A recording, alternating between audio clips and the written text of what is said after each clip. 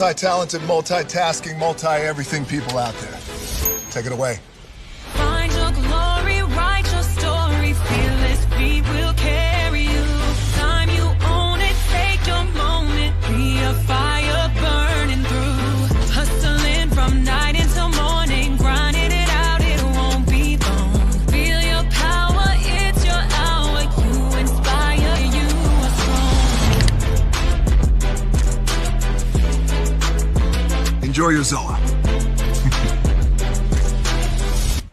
No applause? You're all fired.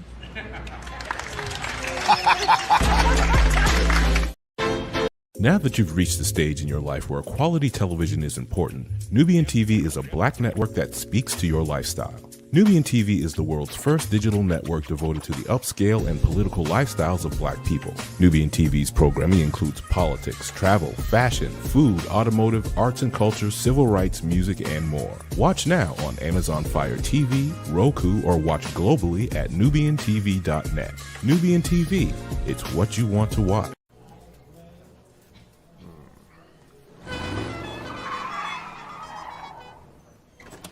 Come with me if you want to live a more delicious life.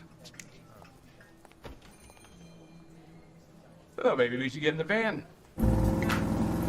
In this world, we don't get to control much. The past, male pattern baldness. Leggies. Got one right now. The urge to pop that bubble wrap. But there is one thing we do get to choose every single day: what we eat. Welcome to the Sonic Department of Research and Deliciousment.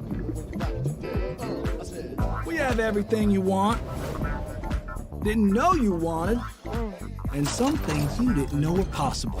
Because we believe if you're not having fun, you're not living free. So come on, let's live a little.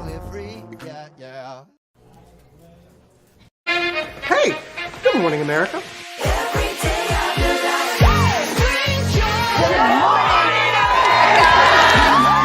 Good morning, America. Good morning, America. Good morning, America.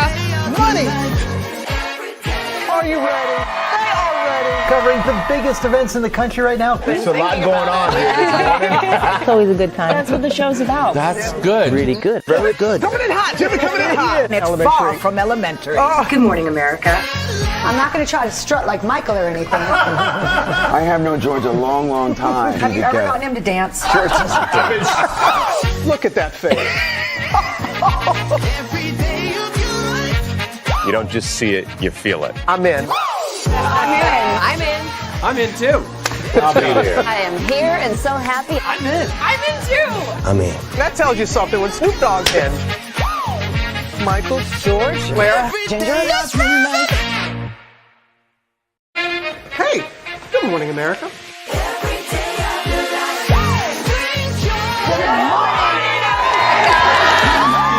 Good morning, America. Good morning, America. Good morning, America. Money! Are you ready? They are ready. Covering the biggest events in the country right now. There's a lot going on here this morning.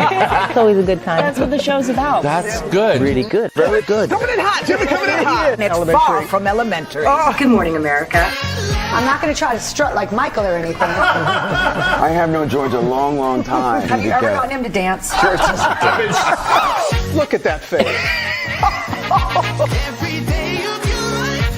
You don't just see it, you feel it. I'm in. I'm in.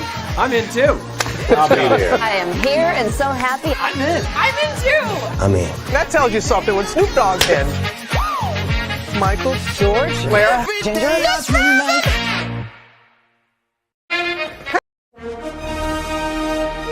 Prepare for a journey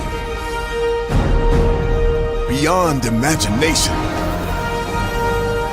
beyond belief, beyond anything you've experienced before. Universal Epic Universe, a new theme park where you'll step through extraordinary portals to 5 immersive worlds. Prepare for a cosmic voyage of discovery, an isle of fire-breathing excitement, a shadowy world of monsters and mystery, new wonders in the wizarding world, and a new way to play. Plus the splendor of a magnificent resort hotel overlooking the park. It's all new excitement at Universal Orlando Resort. A week's worth of vacation thrills with 4 amazing theme parks, a variety of spectacular themed hotels, and incredible dining and entertainment. It's all at Universal Orlando Resort, where you'll find new adventures every day. Explore the astonishing worlds of Universal Epic Universe at Universal Orlando Resort.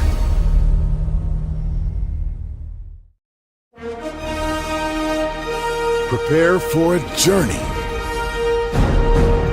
beyond imagination, beyond belief, beyond anything you've experienced before. Universal Epic Universe, a new theme park where you'll step through extraordinary portals to 5 immersive worlds. Prepare for a cosmic voyage of discovery, an isle of fire-breathing excitement, a shadowy world of monsters and mystery, new wonders in the wizarding world, and a new way to play. Plus the splendor of a magnificent resort hotel overlooking the park. It's all new excitement at Universal Orlando Resort. A week's worth of vacation thrills with 4 amazing theme parks, a variety of spectacular themed hotels, and incredible dining and entertainment. It's all at Universal Orlando Resort, where you'll find new adventures every day. Explore the astonishing worlds of Universal Epic Universe at Universal Orlando Resort.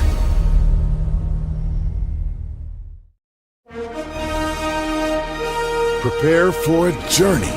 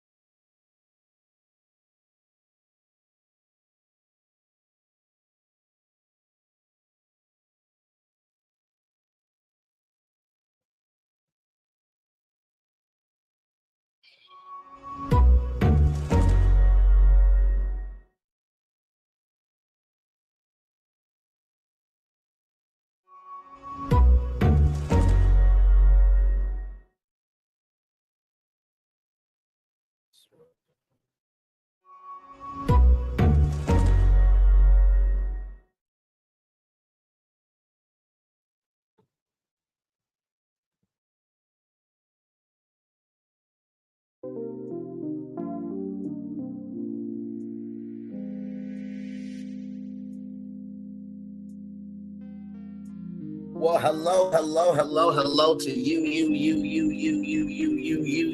and you. Welcome into another edition of Brainley's Virtual Tour Live. I am so sorry for that this morning. Oh, technology can be fun, right? Oh, my Lord, we have 1, 2, 3, 4, 5, 6, 7, 8, 9 destinations for you on this morning. We're going to talk about HBCUs this morning because the president, upon this fine day, decided to do an executive order on HBCUs. But does it really matter, though, about what he did? We will talk about that this morning. Of course, we will. So in case you guys just are coming in, I'm just starting off the show. A lot goes on behind the scenes before I go on tour. Like I said, we're going to talk about HBCUs because the president did a executive order on that. But does it matter? We'll talk about that. Universal's Epic Universe has finally released the hours of operation. And I have thoughts. I have thoughts. We'll talk about that.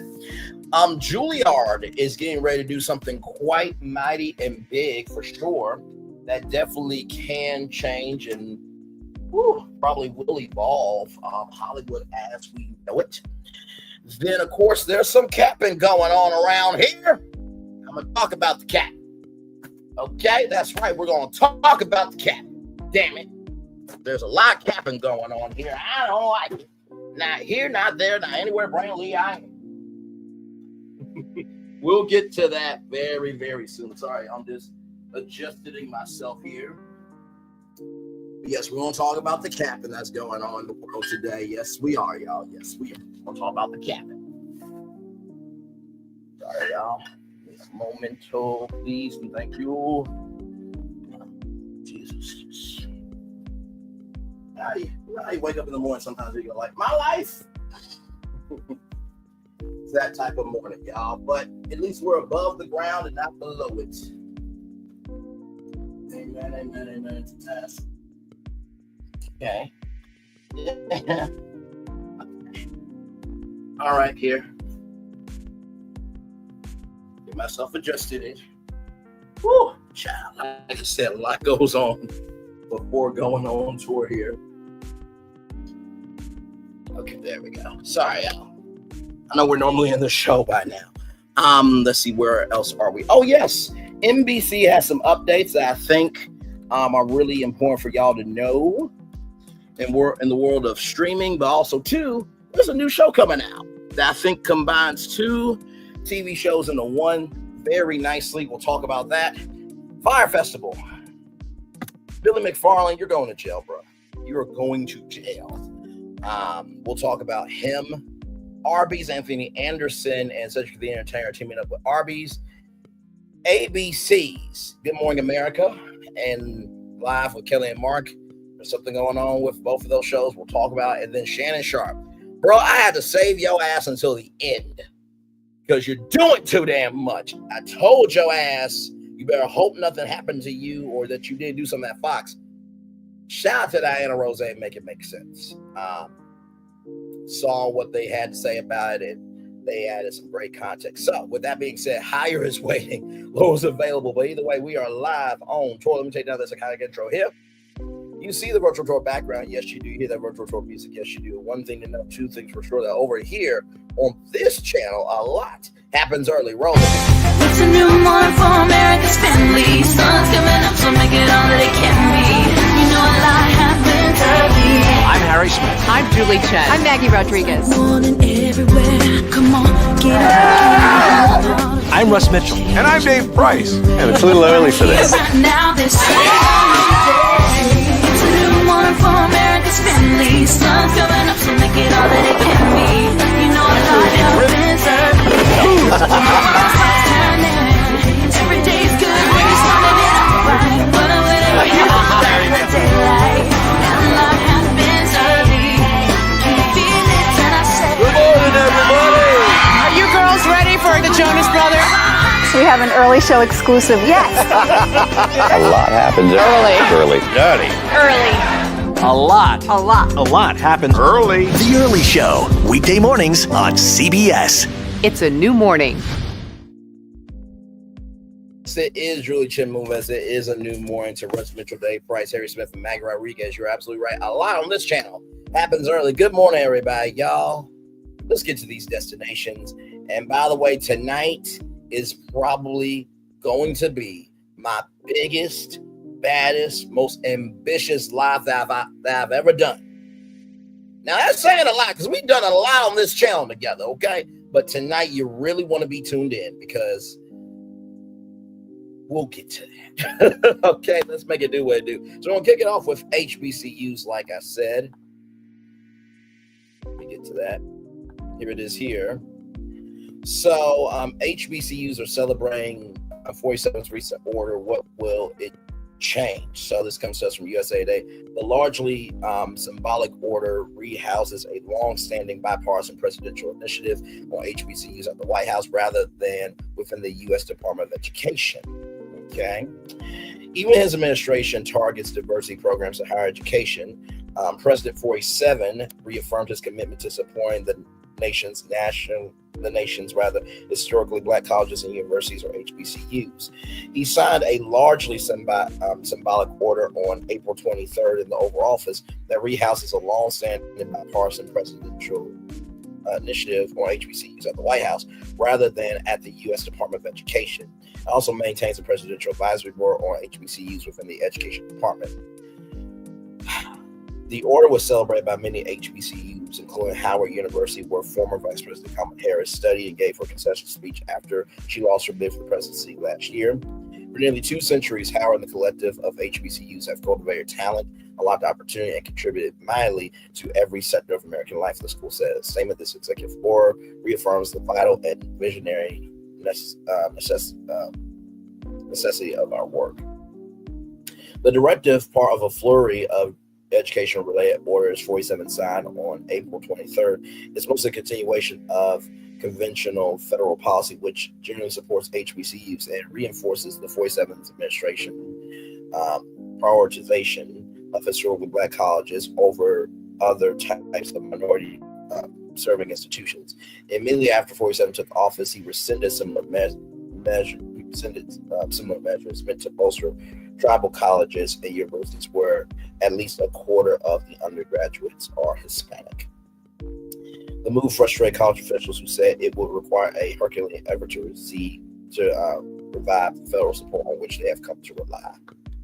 We need to start from zero again, Antonio Flores, head of the Hispanic Association of Colleges and Universities, he told USA Today in January. The measure is a departure from the 47 administration's war on so-called diversity, equity, and inclusion, DEI. In the past 3 months, the federal government has placed enormous pressure on colleges to dismantle offices and programs supporting marginalized populations, including black students, or risk of losing funding. Individually, the nation's roughly 100 HBCUs stand to lose major sums as the White House tries to move forward potentially devastating cuts to federal research funding, sponsored by the National Institutes of Health and the Department of Energy. The measure, April 23rd, came among 7 orders that 47 could impact American schools. Once affected the rules governing college creditors. Another reinforced existing federal laws around university foreign gift and contract disclosures. Wait a minute. So you're telling how people can receive foreign aid, but yet you were aiding and abetting with Russia?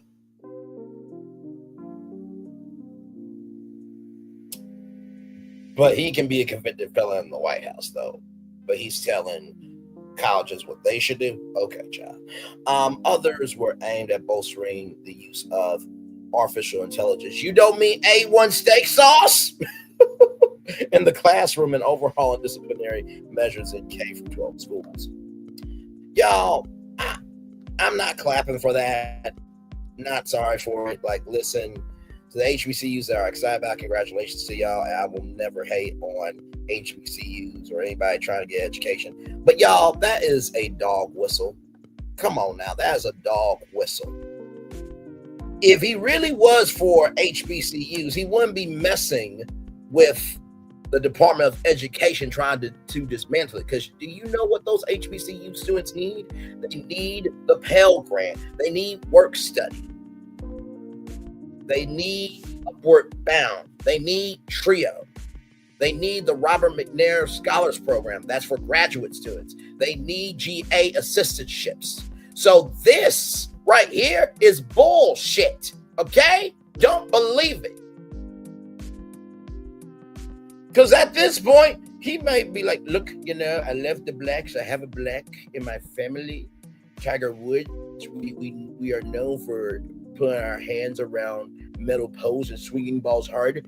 You know, so I have a black that I like, so I'm going to like HBCUs for now. He could rescind this shit today. What? You think I'm being a little too much on this? Listen, I'm just letting y'all know what's going on, okay? All right, rolling on. Universal Parks news today, everybody. As you guys know, Epic Universe, we are a month out from it. We are 27 days away from this magnificent park opening. And y'all, the hours have been announced from, like I said, from Universal Parks News today. Universal Orlando Resort released the operating hours for Epic Universe's first week of operation after its grand opening on May 22nd, 2025. So that is the Chronos right there. And so as you can see there, you can see all of them. So that is Harry Potter. Yeah, that's Harry Potter. That's Super Nintendo World. That's How to Train Your Dragon. That's Alan Burke. And then, of course, that right there is Celestial Park. So just to give y'all the lay of the land here. According to the Universal Orlando Resort calendar, Epic Universe will be open from 9 a.m. to 9 p.m. daily from May 22nd to May 31st. So let's look at the calendar because, you know, we always make sure make it do what it do with context, conjecture, and connection over here. Operating hours are not yet available for June onwards. Epic Universe is currently opening at 11 a.m. for pass holder previews, which were extended almost to opening day. So let's see here. Okay, so that was May 22nd. So let's go May 22nd. Here it is here. Okay, so 9 a.m. to 9 p.m. right now. Some people may say, now, Bray, why can't it be until 10 p.m., right? I am assuming what they are trying to do, right, with, you know, the pass holder previews right now, the annual pass holder previews, rather, is they're trying to see the hot spots of peak activity. Now, of course, you don't know true peak activity until the park opens, but they're trying to see from the annual pass holders, like, okay, at 3 p.m., more people come here. At 8 p.m., more people come here. So they're trying to see what hot points there are with the audience. They can determine that. And of course, early park admission is not available because guess what? It is the grand opening, right? Now, if we go to May 31st, early park admission will be available at 8 a.m. So that will be the normal time there, right? Now, honestly, I don't think that's a bad time. Although, I do think to help everyone out, there was a park that did something called extra magic hours, where you can get into the park an hour early or stay in the park for up to an extra 3 hours. If they were to do something called extra epic hours, where you could stay from 9 to 10, 10 to 11, 11 to 12, that could be a thing. And you do that at all the parks. Just saying. And then Volcano Bay, 7 to 8, 8 to 9, 9 to 10. So you'll get to stay in until 10 o'clock. So, y'all, we'll see. 9 p.m. is a bit early, you know what I mean? But still, in the same token, wait a minute. I have a oh, yes. Yeah. Well, you know, look, Aries Girl podcast. Listen. Okay. I love the blacks.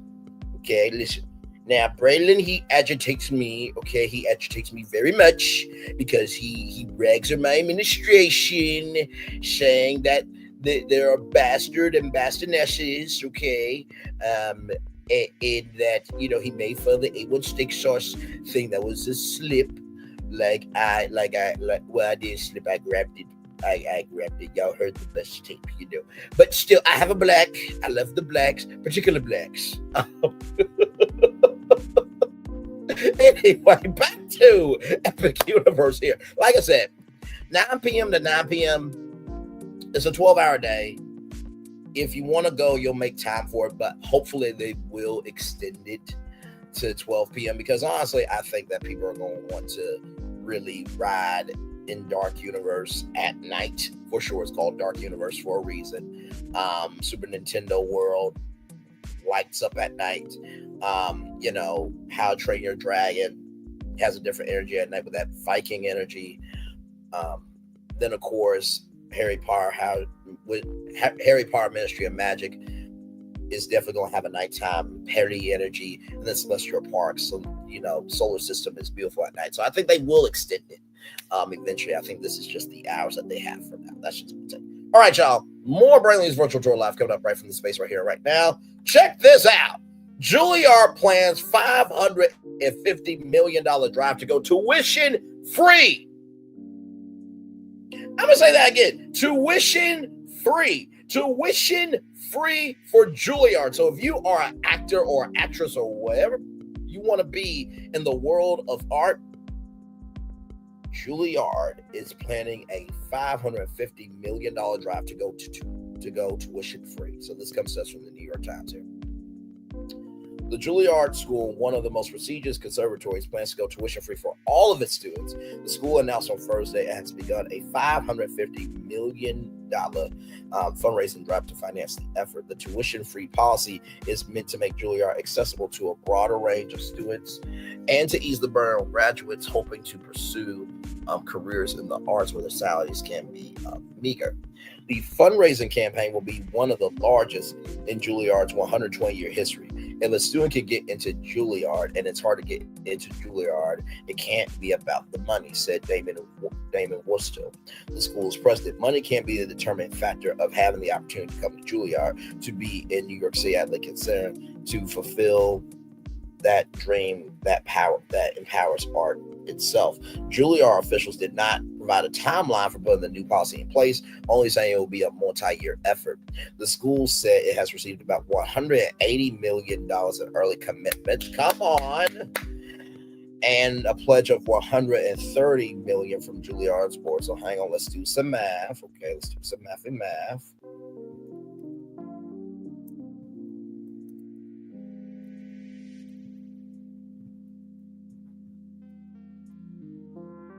Okay, y'all. So with that being said, $130 million from the board and $180 million in, people donate. They're already halfway there at $310 million. That is huge. Okay.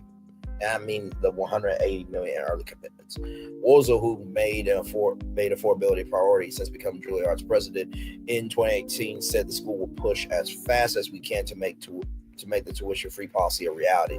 He said he was confident that Juilliard could meet its fundraising target, though he acknowledged it would be challenging. I am optimistic, even as I am realistic, that it's going to take a tremendous amount of energy and work. He said, I think that this is a worthy goal. I think people will understand that. Juilliard's tuition for both graduate students, for undergrads and graduate students, rather, is $55,000 per year. More than 95% of students receive some financial aid. That might not happen with the U.S. Department of Education being gutted. To everybody else who voted for the dumb fucker, y'all happy about this shit? This school year, 29% of all Juilliard students pay no tuition. That number is expected to rise to 40% for the new school year in the fall. Juilliard already offers some tuition-free programs this last fall. For example, it has not charged tuition for its graduate acting track. School officials said that they now want to extend that policy across Juilliard's music, dance, and drama divisions. Hey, listen, if y'all need a Juilliard media division, just let me know. I'm available. I can teach content creating. I just don't have a master's degree. I got a bachelor's degree and a whole lot of experience. Okay. All right. Appreciate you. And by the way, to all the schools, colleges, universities, whatever the hell you want to call yourselves, you don't have a professor shortage. You keep moving the fucking goalposts. There are plenty of people with bachelor degrees that could be professors right now. Told Miss Patty that at Kent State University, she had a face of like, oh, congratulations, you played yourself, because I'm telling the truth. Moving on.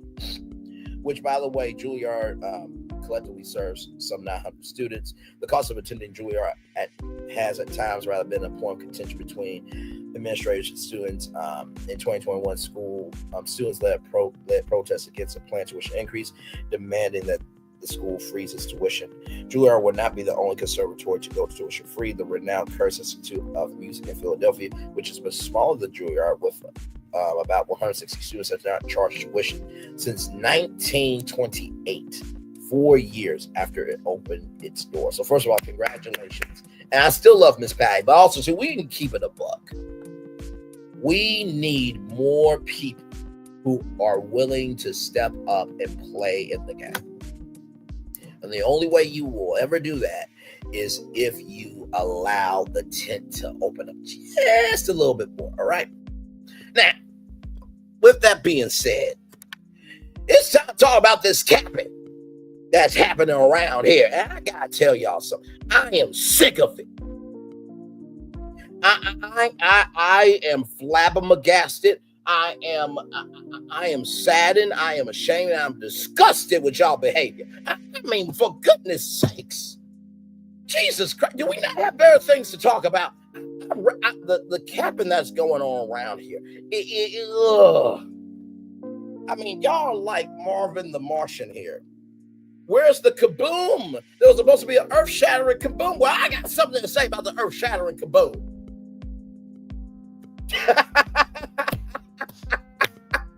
Y'all really...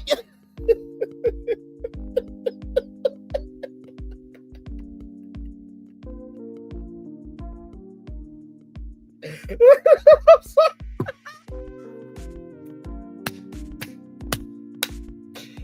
Oh my God. You know what? Listen, I don't really clickbait that often. Actually, I don't clickbait. Everything that we talk about here, we always talk about because this is our roadmap and these destinations are on the roadmap.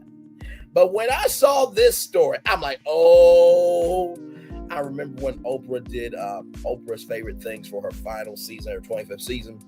And she said how funny it would be if you had if you came to the Oprah Winfrey show and you just missed Oprah's favorite things by a hair because you saw everybody walk out with their bags and stuff. And Oprah was in this gold dress. Actually, you know what? Let me see if I can play it. Hang on, let me see. Because, man, the words of Oprah, I played y'all like a fiddle. Y'all really thought I was... Oh, my God.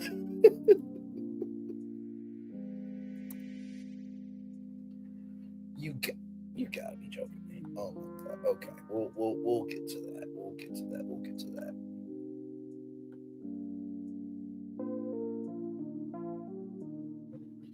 Now, here's how I played y'all. Because when I was getting upset about all this capping going on, y'all really thought I was about to go there, didn't you? Let me show y'all how I played y'all real quick. And let me show you how 47 is playing y'all. Thanks for coming all this way.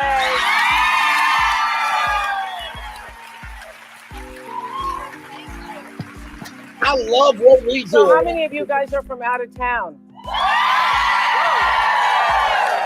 Wow, that's a lot. I'm so exhausted from that first show we did. We just did a show this morning with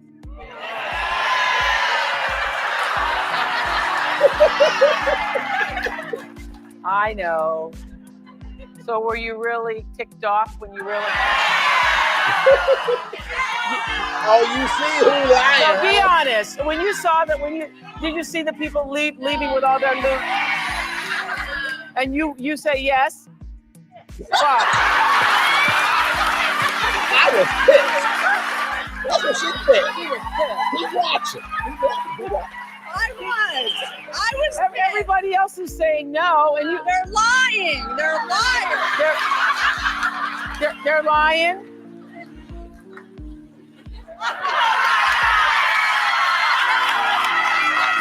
Wait a minute. What's this? What's this? This is how I played y'all this morning. I got a leftover ornament. Actually, it's beginning to look a lot like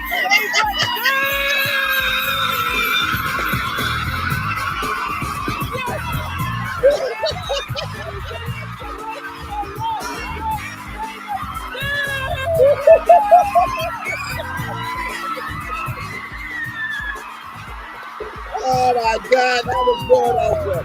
That was good. Oh yeah, oh yeah. Oh yeah, oh yeah. Oh yeah. Oh yeah, oh yeah.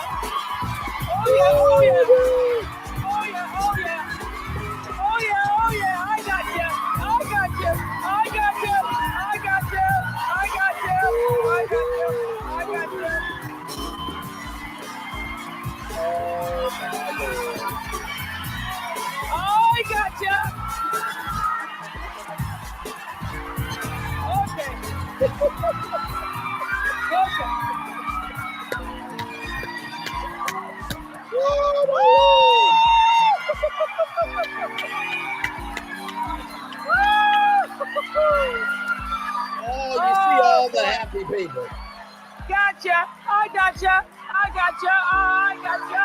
I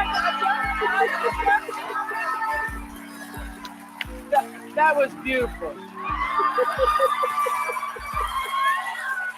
Let me just say, I played y'all like a fiddle. That was beautiful. Oh, I'm excited to Thank give you, you. Oprah, for that beautiful. Yeah, I played y'all like Phil this morning. But you know what? I really am sick of the capping, though. No, for real. I really am sick of the capping.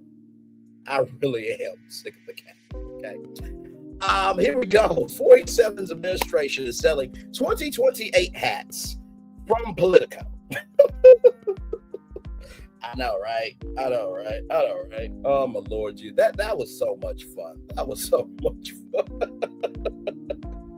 A third term at the White House would violate the 22nd Amendment. By the way, that says 47 was right about everything. If you gotta make a hat to say that you were right about everything, then you were wrong about everything. Because somebody who's right about everything and how they carry themselves would showcase in their actions. The 47 organization's online store is now selling 47 2028 merchandise. The latest indication that even if frivolous, that the president wants to run for a third term. Eric 47, President 47's son, posted a picture on his Instagram wearing the 47 2028 hat, which is being sold for $50 in a social media post.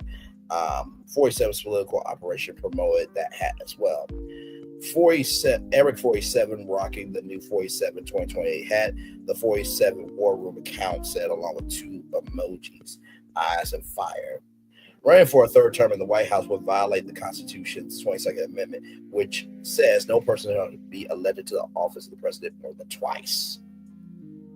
That hasn't stopped popular MAGA figures from saying the president should try to run again. MAGA podcast host Steve Bannon said in his December speech, maybe we do it again in 2028.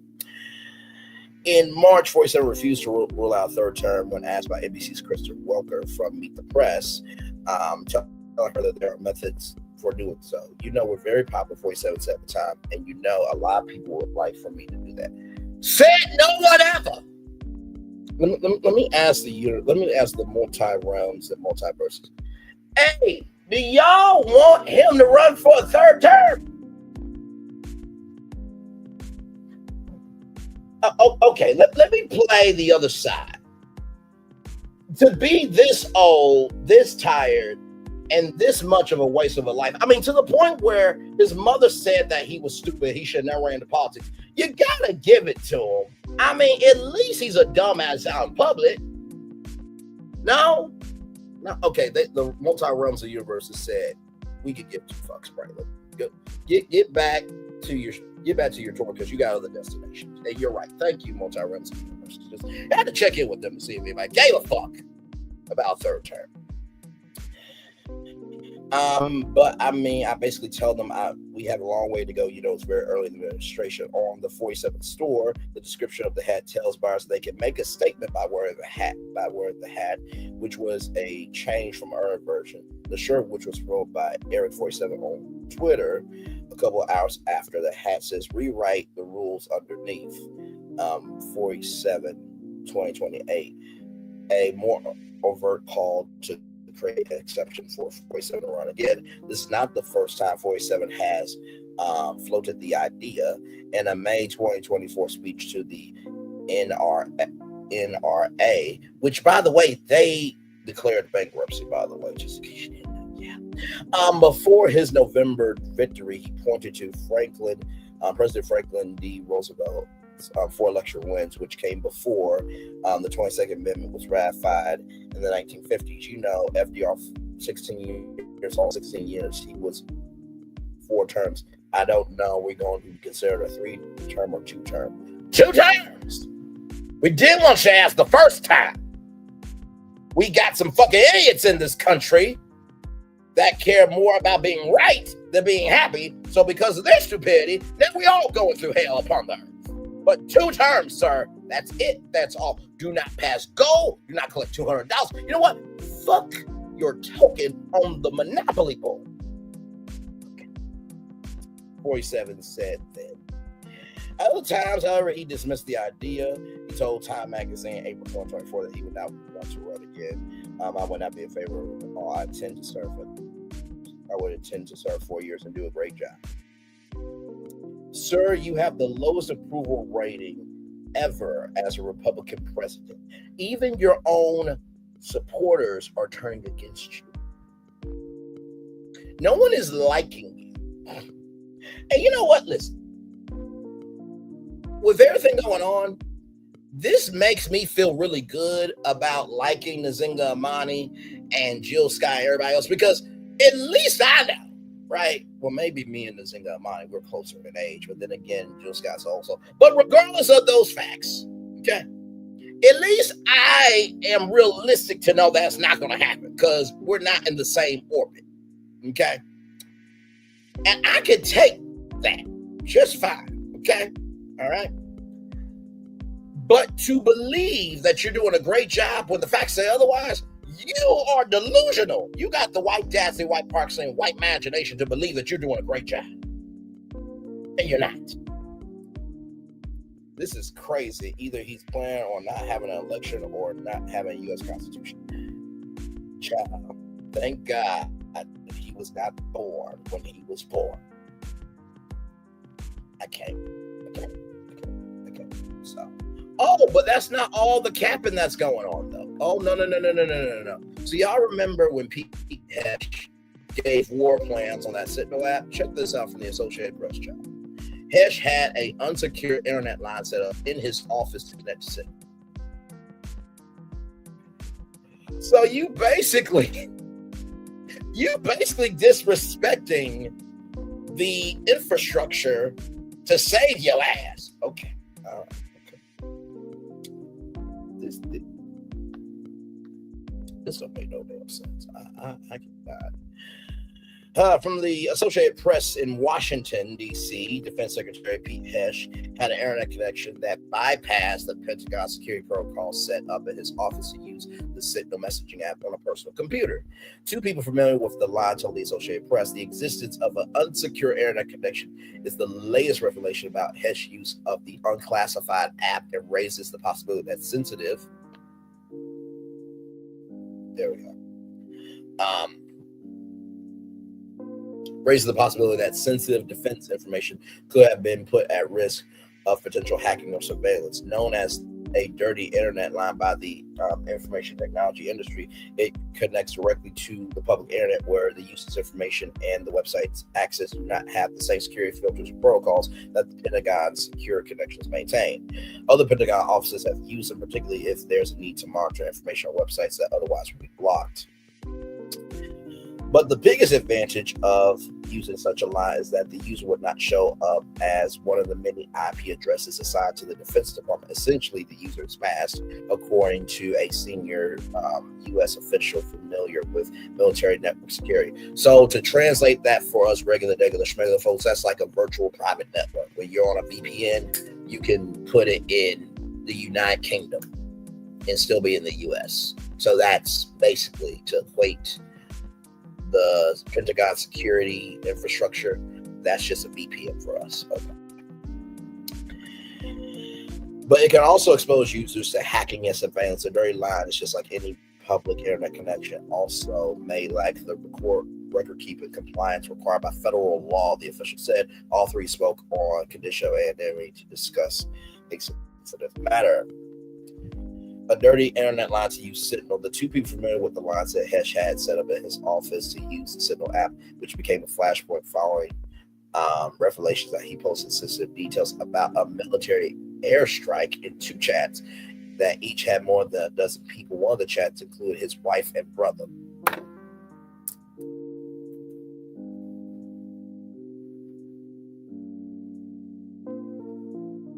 Now, he sent this to the editor of The Atlantic, right? The Atlantic was the chat. But are you kidding me? Your wife and your brother. Now, we don't know who your wife is and your brother is, nor do we have to give a fuck about knowing them. You know how they always say, well, guess what? I don't have to know. Here's the gag. I don't have to know you either. So it's that energy for your wife and your brother. Pete. Dude, some people have loose lips. And that sinks ships. You get where I'm going here? Because they could post that to the internet, and then guess what? Now all they gotta do is, oh, thank you very much. Hey guys, the United States are some dumb fucking pieces of shit. Get the biggest, baddest, and the most deadly artillery ever. We need that suit from Iron Man, not the Iron Man suit that's refined, but the one with the electric whips. We need that because we are about to take y'all out.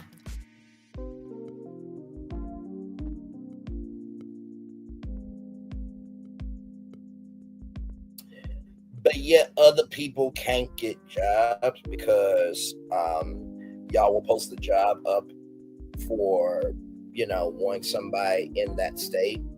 And then when you guys don't get somebody in that state, then the job is back up 6 months later, just to go through the cycle once again. So you want people to have 5 years of experience, but you won't give anybody a chance to get through the door. But this dumb fuck could use a dirty internet line to use a unclassified app and release military plans, and he can still keep a job. Okay, all right. I just want to make sure that we were all on the same page. While the other included President 47's top national security officials asked about HBCUs of sitting in the office, which was first reported by the Washington Post. Chief Pentagon spokesperson Sharpe said this defense secretary's use of communication systems and channels is classified. Oh, no. In the words of an announcee, no. That way, shout out to an announcee like I'm just subscribed to that beautiful system. You don't get to do that. When you gave war plans on a unclassified app, you don't get to do that. Sean Parnell, you don't get to be the chief Pentagon spokesman and say that the use of communication system and channels that the defense secretary uses classified when they gave classified information on a dirty internet line. You don't get to do that shit.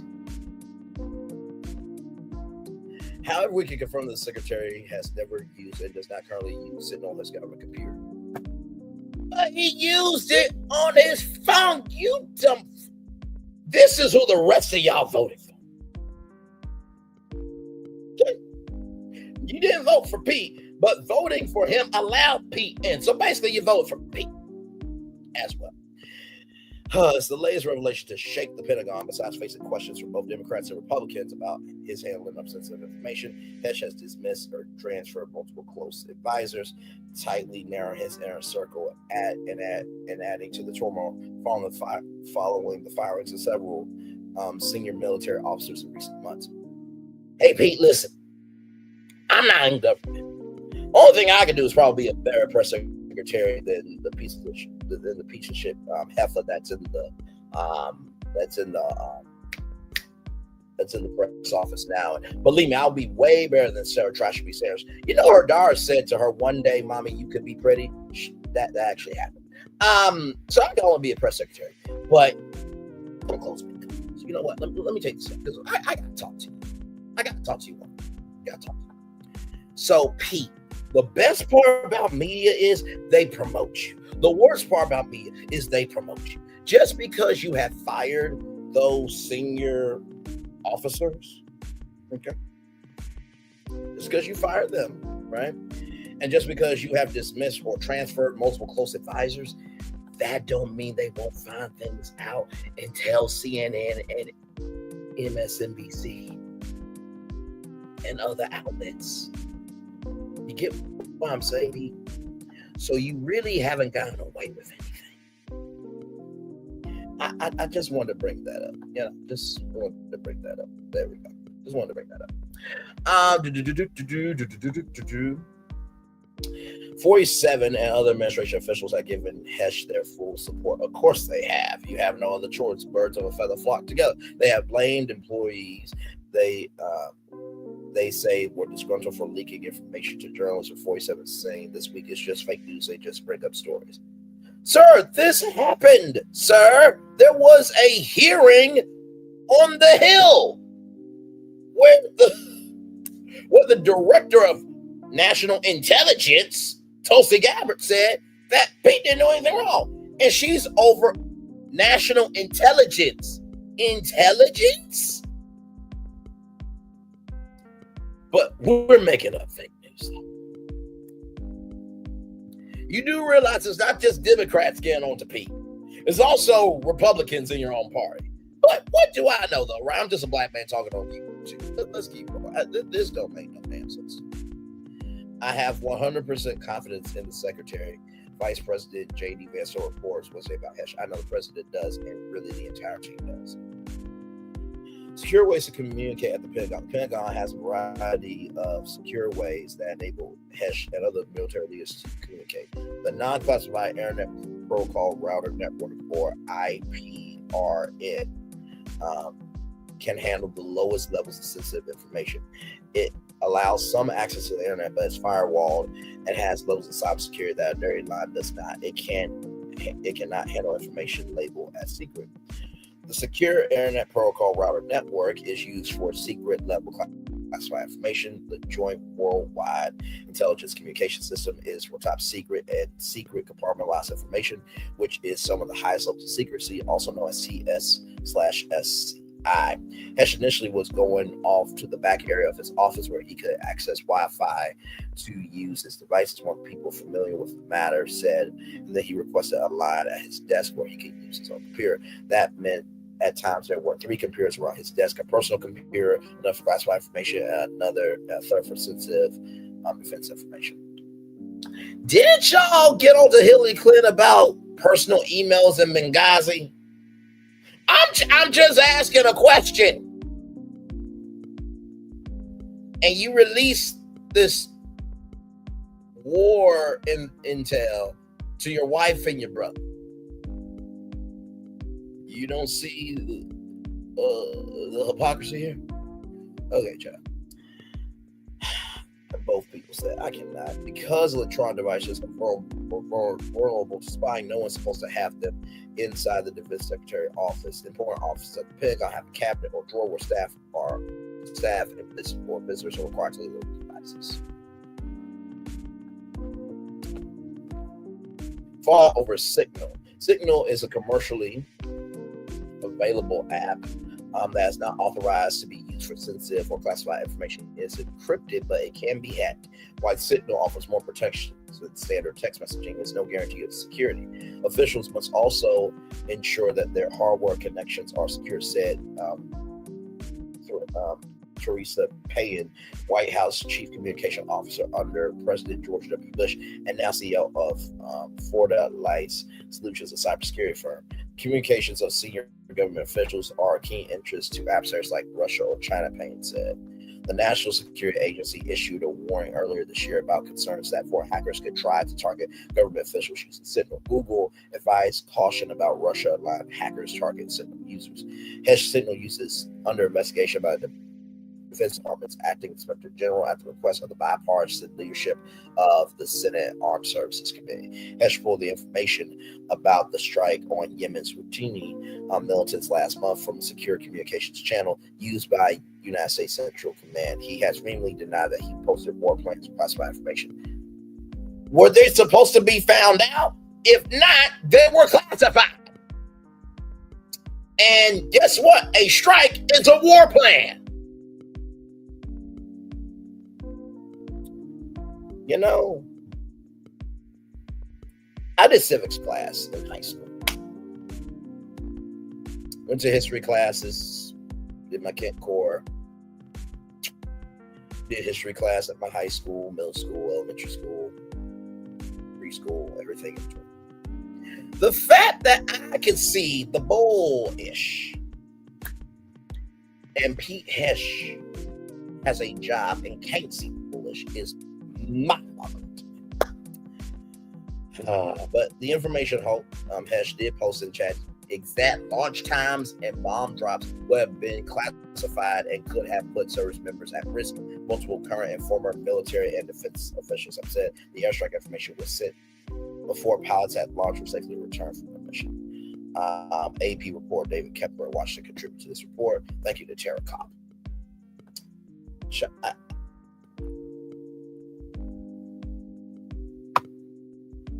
In the words of Melody Cherie, I'm not about to play the piano with y'all. I'm just not. All right, y'all, let's roll on because I can't.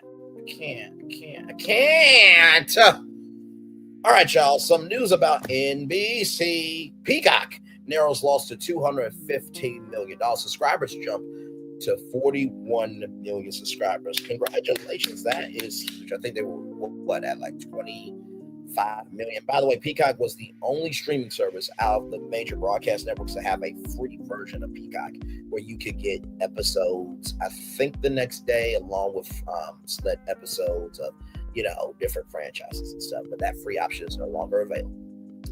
Although Peacock, you could do a free version and have user-generated content, and you can call it Peacock free. Just saying.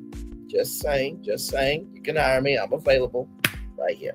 The cable giant also unveiled its first quarter results for the entertainment units and other operations, which includes continuing broadband and video customer losses. This comes to us from the Hollywood Reporter. Comcast, led by Chairman and CEO Brian Roberts, first quarter results from its entertainment unit and other operations. Peacock, the NBC Universal streamer under parent Comcast, narrowed its loss to $250 million from $639 million in the year ago period, and overall revenue rose 16% to $1.2 billion. Peacock ended March 2025 with 41 million paying subscribers after taking in new Charter communication subscribers, compared to the 36 million for the year-end 2024 quarter and the previous third quarter of 2024. Comcast President Mike Cavanaugh, during a morning analyst call, did not make predictions about the profitability for Peacock for the rest of 2025, but added, I do expect Peacock to be on a continual trend of driving towards improved monetization, bigger scale, and therefore declining losses over time. The media conglomerate first reported first quarter overall revenues at $29.8 billion. Yeah, you heard me right, $29.8 billion compared to a year earlier, $30.05 billion. Adjusted for EBITDA for the media division rose to $9.5 billion. Comcast beat on a consensus estimate for revenues at $29.68 billion for the first quarter. Net income attributable to Comcast came to $3.37 billion, down 12.5% from a year earlier at $3.85 billion. The adjusted earnings share rose 4.5% to $1.09. Now listen, for you to go down from 3.85 billion to 3.37 billion, let me hold $500 million. Let me just hold it. I promise you, I won't spend it at all. If you send me to Universal's Epic Universe, I'll be down there. I'll ride the rides every day. I'll eat the food. I'll do quality assurance testing. I will make sure only thickies are into the park and no one else in terms of women. I'm joking, y'all. Okay, they're not going to allow me to do that. I'm sorry. Even though I believe big girls rule the world, we have to recognize everybody else too.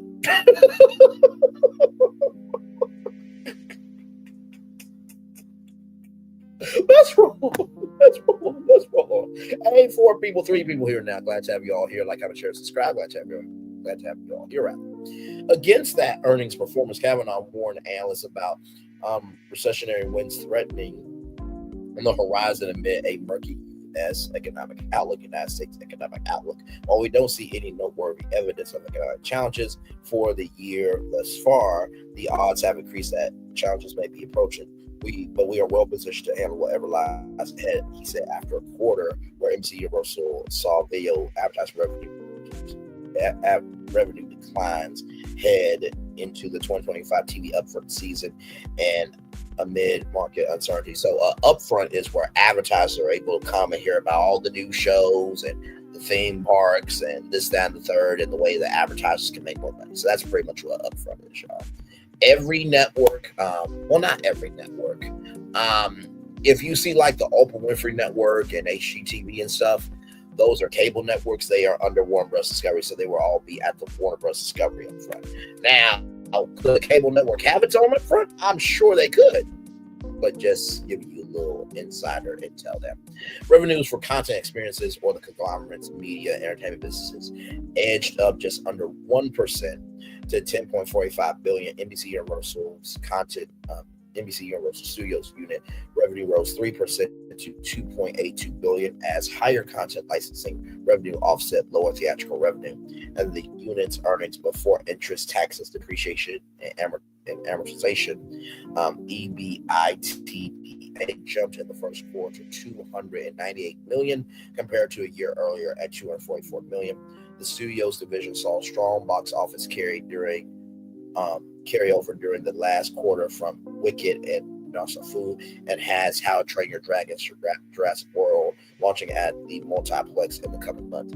And be on the lookout for a red carpet premiere, okay, at Universal Orlando Resort. Now, of course, you know they have the world premiere in Hollywood, but do not be surprised if they do something with How to Train Your Dragon at Epic Universe. And the Jurassic World, of course, is going to be brand activations at Universal Orlando Resort and Universal Studios Hollywood. I see the game, Universal, quit playing in my face. NBC Universal theme parks revenue fell 5% to $1.87 billion as the recent Los Angeles wildfires led to lower attendance, of course, because people were trying to make sure their livelihood was okay, so nobody could give a damn about park. The division, which Kavanaugh said was on incredible growth trajectory, we'll see the Epic Universe attraction open in Florida in May. It's a theme park, not an attraction. It's a theme park. Not telling you what to do, Hollywood Board, just try to help you out. Asked about any impact on theme park attendance from ongoing drops in international travel to the United States amid President 47's global terrorist war and a worsening international sentiment to the United States, Kavanaugh said no fallout has yet been seen in the run-up to the opening of Epic Universe. Right now, what we see is continued steadiness in the backdrop for the parks. Kavanaugh said, while conceding that there may be a lag in slowing airline traffic from the U.S. from international markets like Canada, Europe, and future impacts on theme park attendance. Yeah, because airplanes are falling out the sky. Because you wanted to get rid of the Federal Aviation Administration, even though Air Force One works with the Federal Aviation Administration, but we'll let people connect the dots for how those two connect later. But some of y'all already got it, so it is what it is. Those who get it, those who don't. Quarterly revenue for the media unit, which includes NBC Universal, rose to 1.1% to $644 billion, while the EBITDA jumped 21.5% to $1 billion for the connectivity and platforms division. I'm assuming that is Xfinity. Overall, revenue rose 0.7% to $20.1 billion, but the total customer base fell by 228,000 to 51.4 million. The broadband division, the cable giant, lost 199,000 domestic subscribers, a bigger decline than the 144,173 subscriber loss projected, and a steeper decline than the loss of 65,000 customers in the first quarter. The 2024, Comcast signed up 232,000 new domestic wireless lines, up from the 289,000 subscribers had last year. I'm assuming that's Xfinity Wireless. The conglomerate also continued to lose video subscribers, with customer losses of 427,000 during the latest quarter, which compares to 487,000 lost during the first quarter of 2024, as the cable bundle continues to come under pressure. Amid the struggles of traditional cable TV around cord cutting and the ascent of streaming, Comcast has unveiled plans to spin off most of its cable networks. I told y'all about that here on Virtual Tour Live first, before really anybody else. I don't think anybody else ever really covered that news. I'm sure cord cutters news and other people that are about the world of streaming. But in terms of this sector we're in and the world reality TV, no one else covered that. It was to the point where I was ahead of NBC News and the Today Show announcing their news. The receipts are on my community wall. Let's see. Has unveiled plans to spin off most of its cable networks likely in late 2025 to include USA Network, CNBC, MSNBC, E, the Golf Channel, Oxygen, Fandango. I think it was Sports Engine as well. A couple of other entities as well. Cable channel Bravo, the NBC broadcast network, and Peacock remain a part of Universal. Comcast Kavanaugh told analysts initiatives to restore fortunes for the broadband and other connectivity businesses were increasing in this intensely competitive environment. We are not winning in the marketplace that's consummate with the strength of the network and connectivity products that I just described. He insisted while adding it was a several quarters for recovery efforts to gain traction. That theme was echoed by Comcast CEO Roberts, who told analysts we're clearly facing some challenges, but with a lot of passion. The team has a sense of urgency energy, and focus to gain customer pain points resolved. I really like our strategy, our balance sheet strength, regardless of global uncertainty. I feel that we have a fantastic unique company. I'm quite optimistic, Roberts said, concluding his remarks to analysts. So what do I think about this destination? First of all, 41 million subscribers is a good subscriber base, right? Because here's the thing. There are niche streaming services. Netflix is the big kahuna, right? Hulu is known for, all the known for ABC and Fox content, right? So, and by the way, Hulu was made as the network's answer to Netflix. In case you did not know that. 41 million is a good base. I mean, losing $215 million because of streaming, I'm not surprised by that. As we know, Apple TV loses $1 billion a year in terms of content. Netflix has spent billions of dollars in content. Same thing with Max. So it's really not surprising with that at all. I think with Epic Universe, it will definitely fuel NBC Universal for sure. They have the Today Cafe at Universal Orlando Resort. I'm sure that there will be more integration with what's going on with Bravo. I'm sure that I'll put it like this. I'm sure that Bravo wants to get to the theme park. And may I suggest Jimmy Fallon, don't at me, bro. But a lot of people really don't like your ride. So how about that being a Bravo cafe, right? Or a Bravo selfie experience where there's like different rooms from different Bravo shows, and it's called the Bravo Selfie Tell, where it's like a hotel structure, but you can do experiences and all those. And then it's like a Bravo cafe, or that building could be Super Mario Odyssey, and then you have the Rainbow Road roller coaster replaced with Ride Rocket. I pitched that roller coaster on La Renee Creole's Resort Recon. It's a lot going on.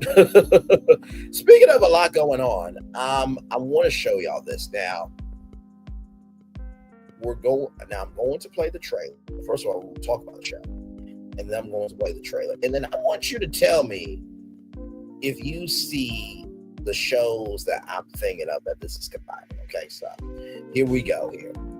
From People Magazine, People.com, Destination X, Jeffrey Dean Morgan hosts new geo-guessing show with $250,000 cash prize and twist from 3 reality stars exclusive. Destination X, which brings 10 strangers together as they travel to unknown locations across Europe and attempt to figure out where they are. Premieres May 27th, only on NBC. We'll play the trailer here in a minute. In NBC's new competition series, Life is Really Just a Game, deemed as the ultimate geoguessing contest, contestants will go on a magical trip of a lifetime. But there's one caveat: these adventurous players will travel on a blacked-out Destination X Plus with the goal of figuring out where the X they are each week. In People's exclusive first look at the Destination X trailer, 10 strangers come together to travel to unknown locations around Europe with the chance to win $250,000 if they can answer the question, where in the X are we? You have no idea the world You have no idea where in the world you really are, rather. Host Jeffrey D. Morgan says at the start of the trailer. No map, no plan, no clues. So that is the poster there. According to the synopsis, each episode will take players on an adventurous bus ride to unique and unfamiliar tourist destinations that have been gamified into experimental challenges. They will need to rely on their knowledge of pop culture, history, geography, observational skills to win clues to their current location and earn all-point advantage, it reads. Contestants must tap into their own personal expertise, identify hidden clues that are disguised as artifacts, and discern digital misread compares to ultimately determine their whereabouts. This is like if Carmen Sandiego came out as a reality competition. Y'all remember the game show? Where in the world is Carmen Sandiego? Now, I'm not saying that Carmen Sandiego, right, let me put some respect on that sister's name, could not be a reality competition. But you would have to find somebody to be Carmen Sandiego or be the representative for Carmen Sandiego. Listen, Hollywood, I'm available for shit. Just call me, beat me if you need to reach me. In the words of Kim Possible, let's roll along. With the option to team up or go solo, the cast will face mind games and pivotal ultimatums. Some familiar faces will also be making waves in the group when Love Island USA's Janaea Craig and The Bachelor's Pete Weber join the group and change the course of the game. Plus, another reality star is competing for the prize, the challenge of Big Brother alum Josh Martinez. Lord Jesus Christ. Every episode of Destination X, which is based on a popular Belgium, Germany, by the way, guys. Competition show of the same premise will end with designated contestants having to decide where they think they are by placing an X on a location in the map room. Whoever's the furthest away goes home. Each player's strategic gameplay is tested as they eat, sleep, travel together through Europe's most desirable location on the Destination X bus synopsis tease. The players each share an unmistakable sense of wanderlust, but constantly shifting alliances and unexpected adversaries. They are forced to discover who they can trust, whose strengths will take the farthest, and who gets sent to the map room. In addition to Craig, Weber, and Martinez, cast members include Vicky Bailey, Ali Ross, Kimberly Croner, Shay Curtin, Jonah Everett, Mac Fitzgerald, Ty Laurie, Rachel Rossett, and Rick Sebo. Destination X premieres Tuesday, May 27th at 10/9 Central, only on NBC. Episodes will stream the next day on. Y'all know I gotta do this, right? Hey, Justine Bell, good to see you, my friend. Hope all is well with you. Y'all know I gotta do this, right? You will be able to see that the next day on.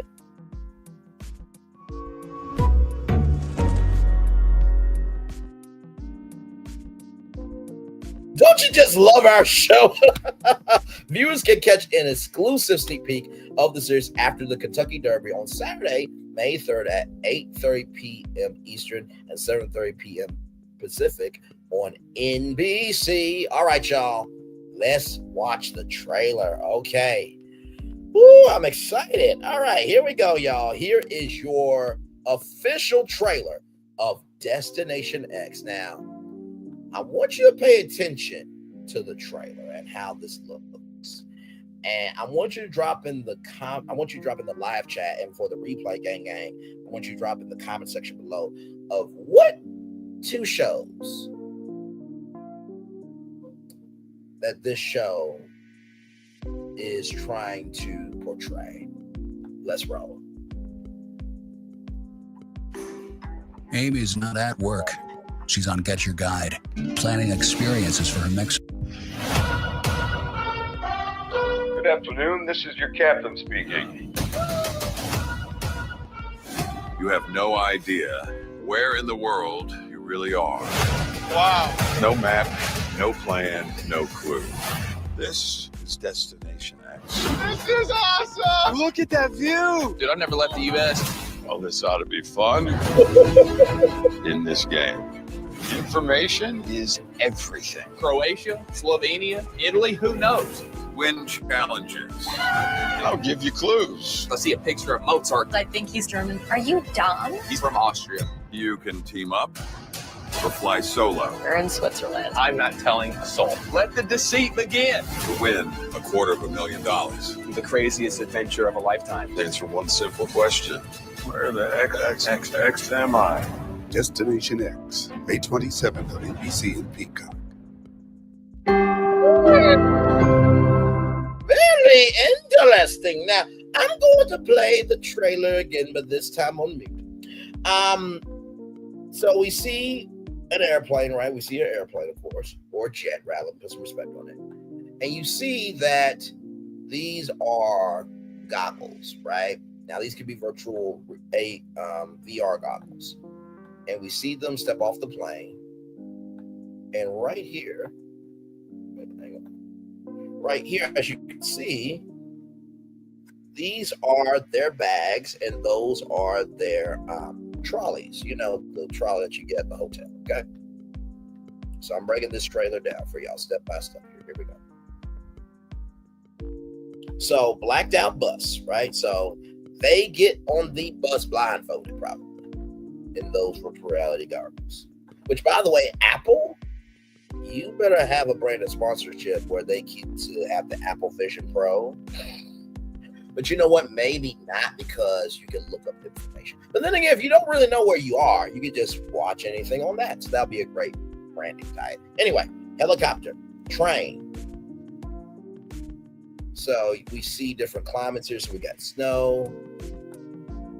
We got, Ireland energy. We got a whole maze here. In the middle of nowhere in the desert, countryside. You got some secret agents there. We don't know what's in the briefcases. Right there.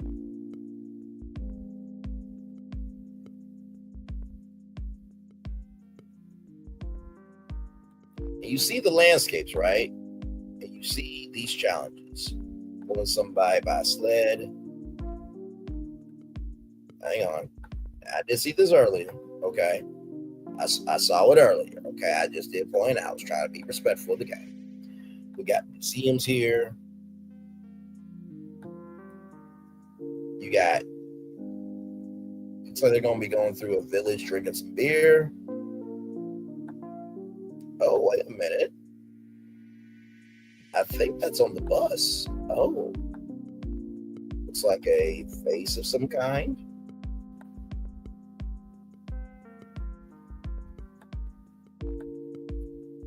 Estate. By the way, that was the dining in the sky. Okay. The yacht. Now, when Jeffrey Morgan says this, okay, Adventure of a lifetime. Answer one simple question. Where the X am I? Destination X, May 27th on NBC and Peacock. You know what two shows I saw? I saw The Amazing Race and I saw Survivor. Right? I know what you're thinking, Bray. You're brain blasting, aren't you? Of course I am. You know that. The Amazing Race goes all around the world, right? That's one element. Then Survivor, you gotta figure out alliances, right? Outwit, outplay, outlast. This could be the adventure competition for NBC that they've been looking for, because it combines The Amazing Race and Survivor into one show. Well done, NBC. Listen, I might review it. I just might. I love the concept. I really do. All right, y'all. More of Brainley's Virtual Tour Live coming up right from this pitch right here, right now. We are making good time for sure. Our reporter, Billy McFarland, puts Fyre brand up for sale after Fyre Festival 2 postponed. After 2 years of rebuilding Fyre, with honesty. You went to jail for 6 years ago and for honesty. Okay. Creativity.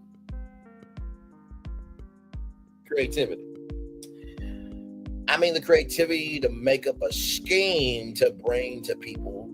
Wait, you set up this scheme to come to us with the bullshit. So that's creativity, I guess. And relentless. Relentless in terms of lying? Yeah, you were relentless in that for sure. It's time to pass the torch, he said. He shared in a statement. Fyre Fest founder Billy McFarland has announced he's putting up the festival's brand for sale weeks after postponing the second iteration of the ill-fated Music Fest. A new chapter begins after 2 years of rebuilding Fyre with honesty, creativity, and relentless effort. It's time to pass the torch. A statement shared on Instagram on Wednesday read, "We're officially putting up the Fyre brand for sale to the right buyer. For the right buyer, this platform is yours. Execute the vision, make history." Earlier this Fyre Festival 2 was initially set to take place May 30th to June 2nd, was postponed by organizers with no new date set. Days after tickets went on sale in February, the festival allegedly happened in the Island of Bahamas, but before that, the coordinates was in the middle of the ocean. Island of Bahamas is an island off the coast of Mexico, and was instantly met with obstacles. The local tourism board claimed that they have no knowledge of this event, while McFarland said he and his partners have remained in communication with local and state government to ensure full compliance and a successful event that benefits the local economy. McFarland's statement shared on Wednesday added, "Following the challenges we face in Mexico." But you said Fyre Festival 2 will happen. We were approached by several Caribbean destinations eager to host Fyre Festival 2. You want to post those receipts, or you want to just keep them for the trial that you're going to be on and going through once again? We dove into the process, meeting with national officials, conducting site visits, and we are confident that we found the ideal location for the festival.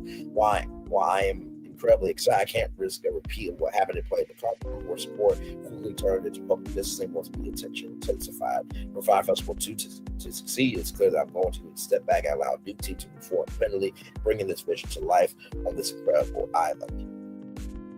The announcement of Fyre Festival 2 came 8 years after the original festival ended in a disaster, leaving attendees stranded in the Bahamas and McFarland pleading guilty to fraud. So here it is here.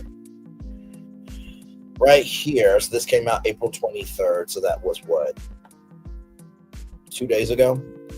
Okay, here we go. When my team and I launched Fyre Festival 2, it was about two things. Finishing while I started making things right. Over the past 2 years, we poured everything into bringing Fyre back with honesty, transparency, relentless effort, and creativity. We've taken the long road to rebuilding trust. We rebuilt momentum and proved one thing without doubt. Fyre is one of the most powerful attention engines in the world.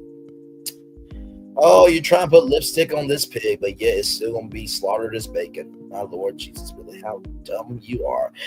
Since 2017, Fyre has dominated headlines, documentaries, and conversations as one of the world's most talked about music festivals. Sir, it was one of the most talked about music festivals because of how screwed up you made the circumstances for the festival. Did you not forget that it was FEMA tents? There's supposed to be like cabanas built, sir. The owner of the island said it's owned by Mr. Escobar, and you cannot say it. And you said it in the promotional material. You almost had Andy to get water. The black woman who could not, who was out of money. She had to take money out of her own savings fund just to save her ass. The Caribbean looks at you as a criminal. The cheese sandwiches, Blink-182 pulled out the festival. It was one of the world's most talked about music festivals because you fucked it up. Ooh, stupidity gives me a mental headache. Let's roll on. We knew that Fyre was big, but we didn't realize how massive the wave would become. That wave has brought us here to a point where we know it's time to call for assistance.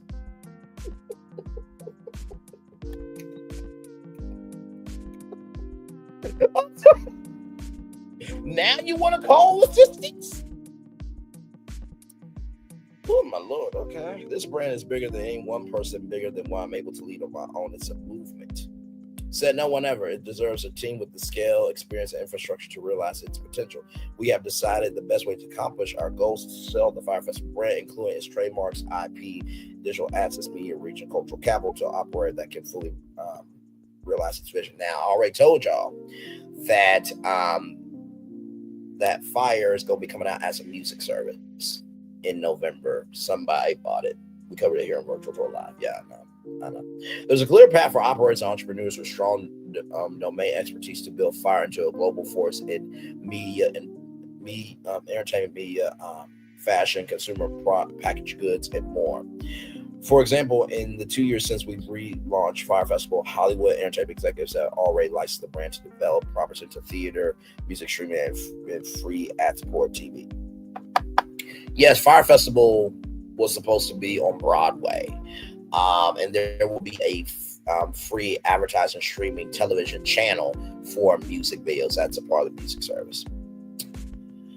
Lord Jesus. In addition, following the challenges we faced in Mexico, we were approached by several Caribbean destinations eager to host Fyre Festival 2. We dove into the process, meeting with national officials, conducted site visits, and we are confident that we found the ideal location for the festival. While I'm incredibly excited, I can't repeat a risk of what happened at Playa del Carmen, where support quickly turned to public distancing once media attention intensified. For Fyre Festival 2 to succeed, it's clear that I need to step back and allow a new team to move forward independently, bringing the vision to life on this incredible island. I stood by my team, our partners, and our fans since day one. Fyre Festival 2, giving control of the brand to a new group is the most responsible way to follow through on what we set out to do: build a global entertainment brand, host a safe and legendary event, continue to pay restitution to those who are owed from the first festival. To the supporters, believers, and builders who stuck with my team and me, thank you. We will pick the new group based on their availability to execute the vision of Fyre in a transparent, brand, and expeditious manner.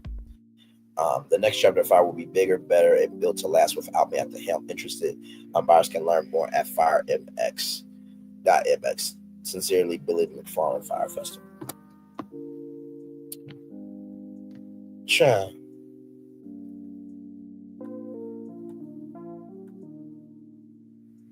Let me look at this site before I show it to you, because at this point, I can give you the answer about this.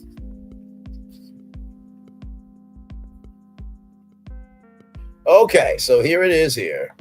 So if you want to buy Fyre, your name, what company do you represent, what is your offer? Do you want the complete brand or a license for a specific case? What's your email address and phone number?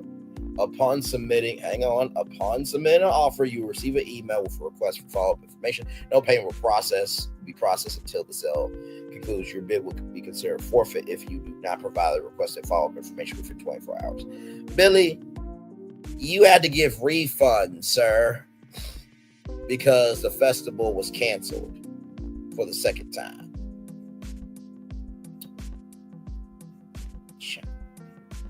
So here's the brand asset package: brand name, IP, trademarks, content, video, photographic, brand, domains, email list, text list, marketing materials, social media accounts, Caribbean Festival location, documentary coverage, media coverage, arts, support, and team. You know what?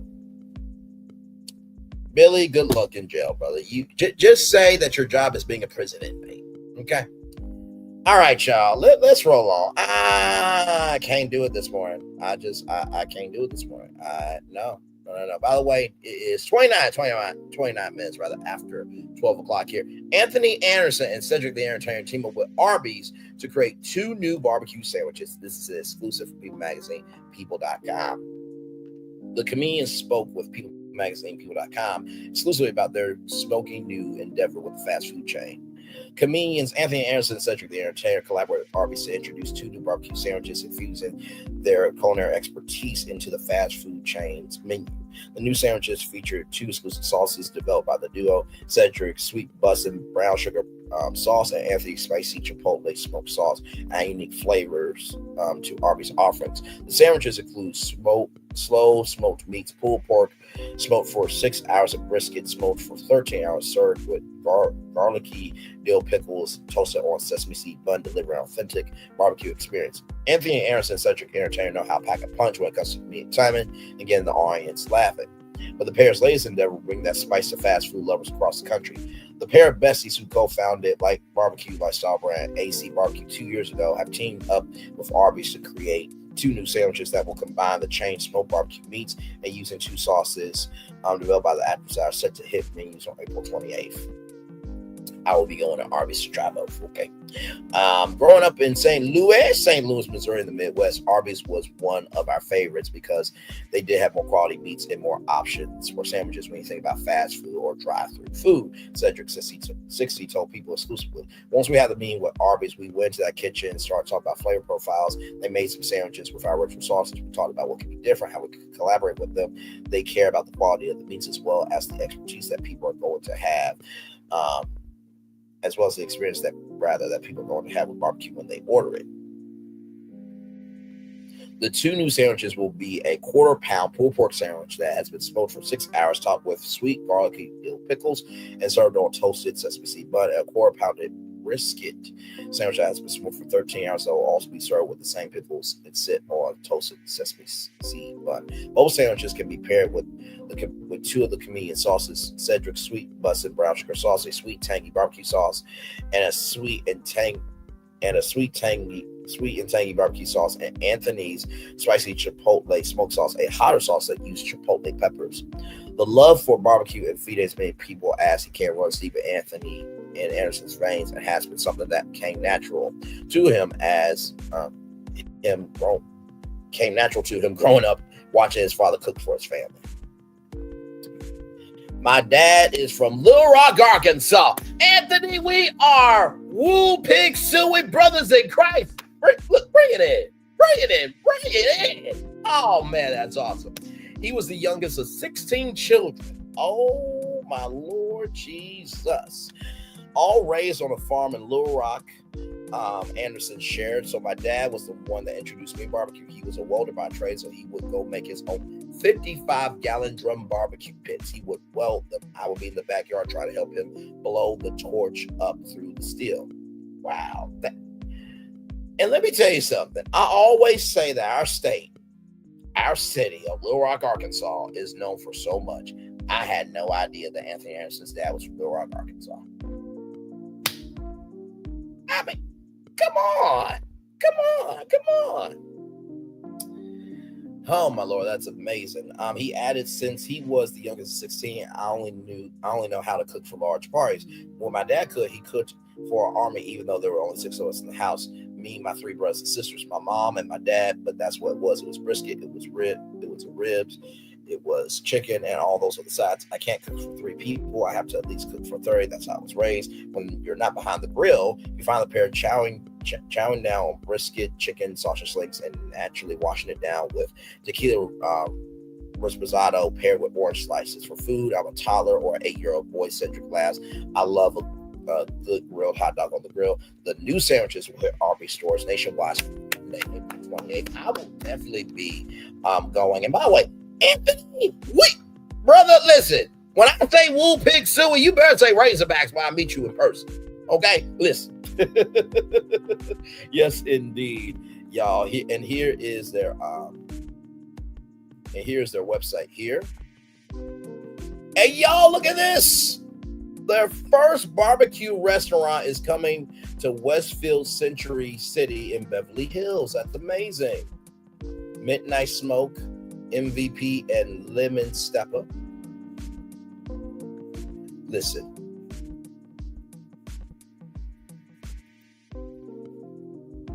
Let's look at their Instagram real quick. And listen, if y'all trying to make this something, child, we could go barbecue festivals together. I'm not playing with y'all. Okay. So here it is here. Shout out to this brand, y'all. This is absolutely amazing. Ooh, look at that cattlefish. Ooh, they look good. Y'all know I'm extra. I don't even know why y'all look at me like that.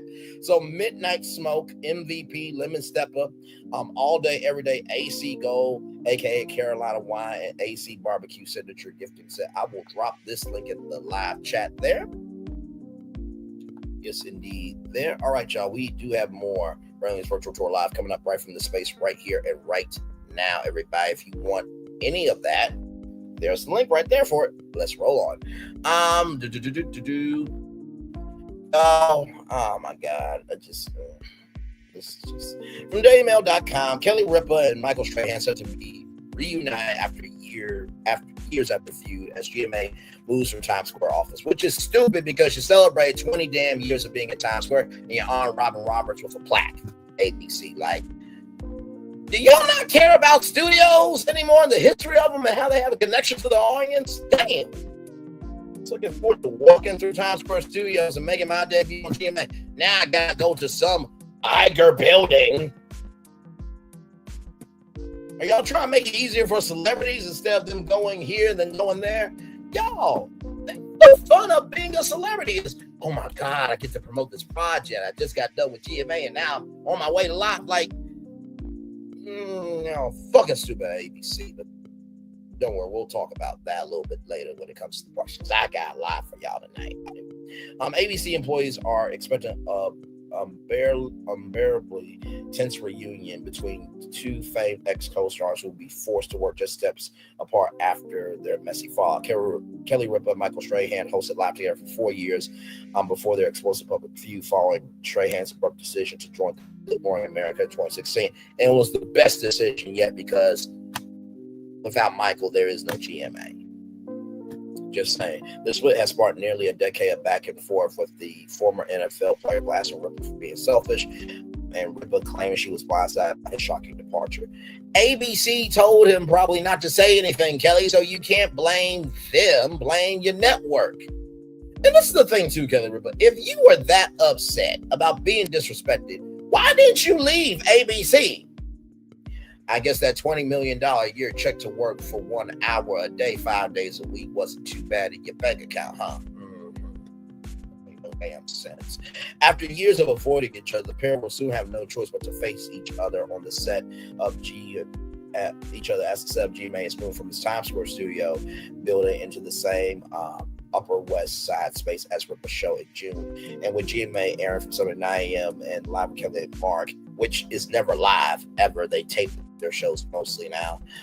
And I know this because people have been complaining about that. Ripa's show with her husband Marcus Suelos running from 9 a.m. to 10 a.m. There is bound to be some uncomfortable overlap. There will be feet away from each other. He'll be able to smell her perfume.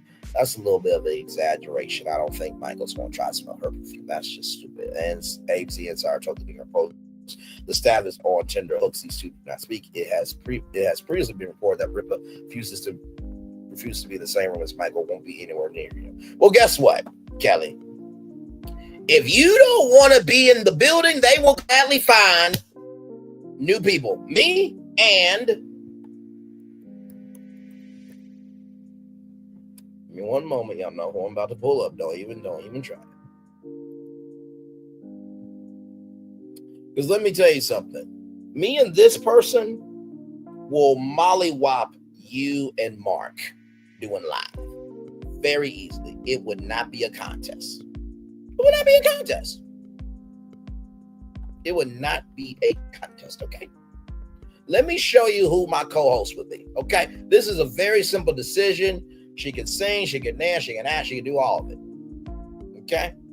This woman right here, that woman right there, me and Nzinga Amani. Can you imagine that? First of all, it will be live with Nzinga and Braylon weekday mornings 9 to 10 on ABC because she's a bigger star than me. But we will whoop y'all ass, Kelly and Mark. It's not that hard to do that job, y'all. It's not.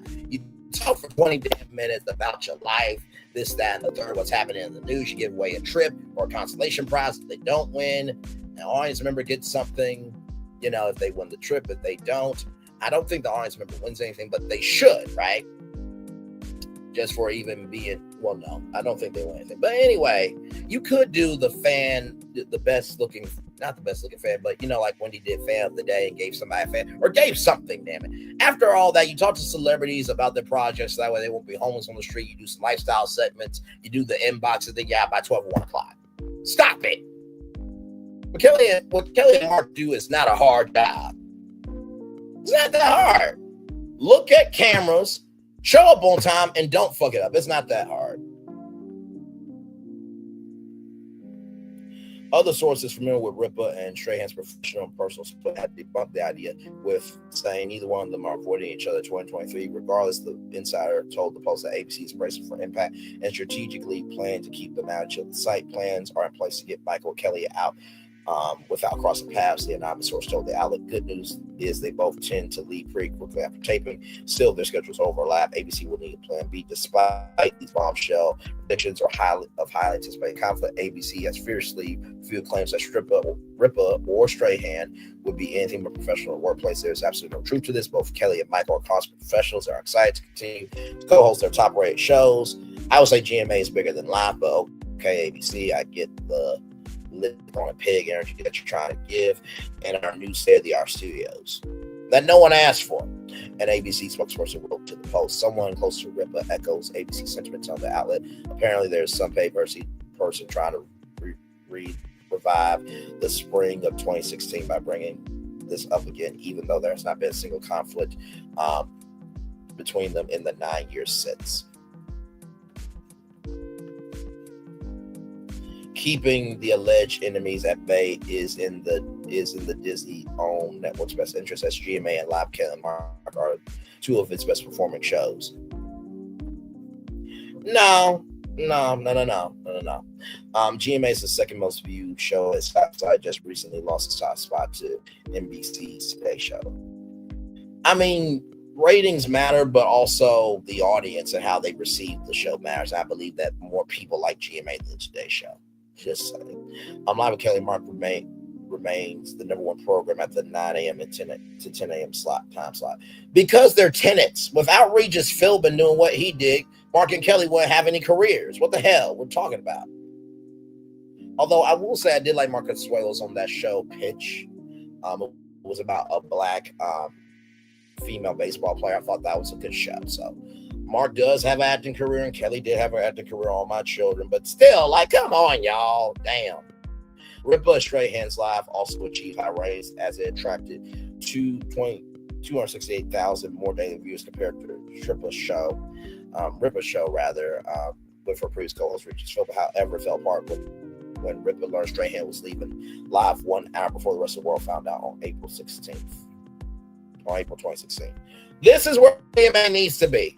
I'm not sorry, okay? When I walk down the street in Times Square, I need to be able to see this. And the fact that it's not going to be there is stupid. What y'all going to do with this studio, huh? Is this going to be the home of ABC News Live? Because y'all need to keep this in your arsenal.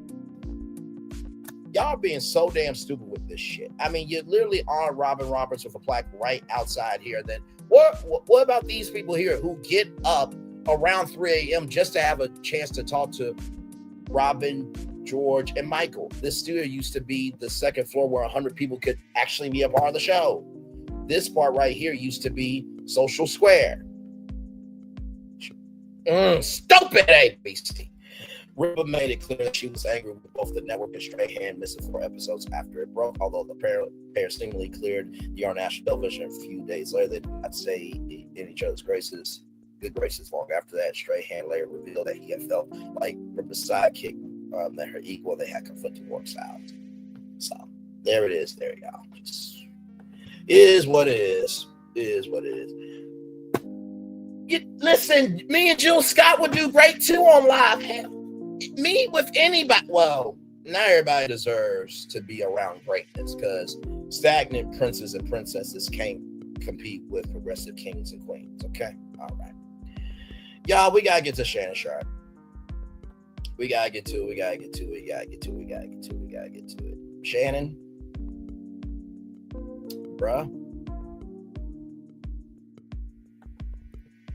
Right here, Shannon Sharpe announces that he is temporarily stepping away from ESPN amid SA allegations. My statement is found here, and this is the truth. The relationship was 100% consensual at this juncture. I'm elected to step aside temporarily from my ESPN duties. I will be devoting this time to my family, responding and dealing with these false and disruptive allegations set against me. I plan to return to ESPN at the start of the NFL preseason.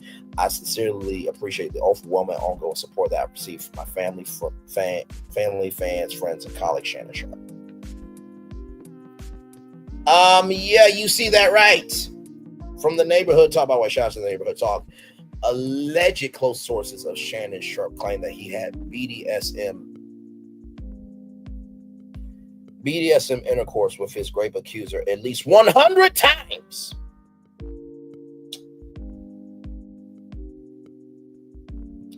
And I think you guys already heard this audio, but just in case you did hear it, I can't. Well, you're coming to LA tomorrow? Yes.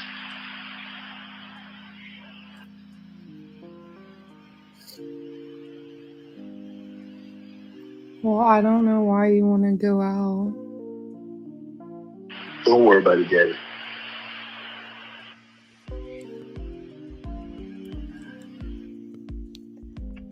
Well, okay. Okay, what? Oh, we're not.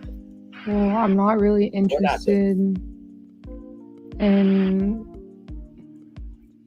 getting choked, so I guess we're going. Yeah, I might choke you in public.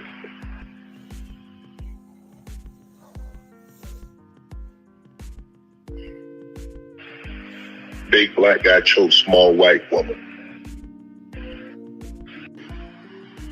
Well, you're coming to LA tomorrow? To my family, friends, supporters, and colleagues, I want to speak to you directly and from the heart. This is a shakedown. I'm going to be open, transparent, and defend myself because this isn't right. This is all being orchestrated by Tony Busby, who has targeted Jay-Z.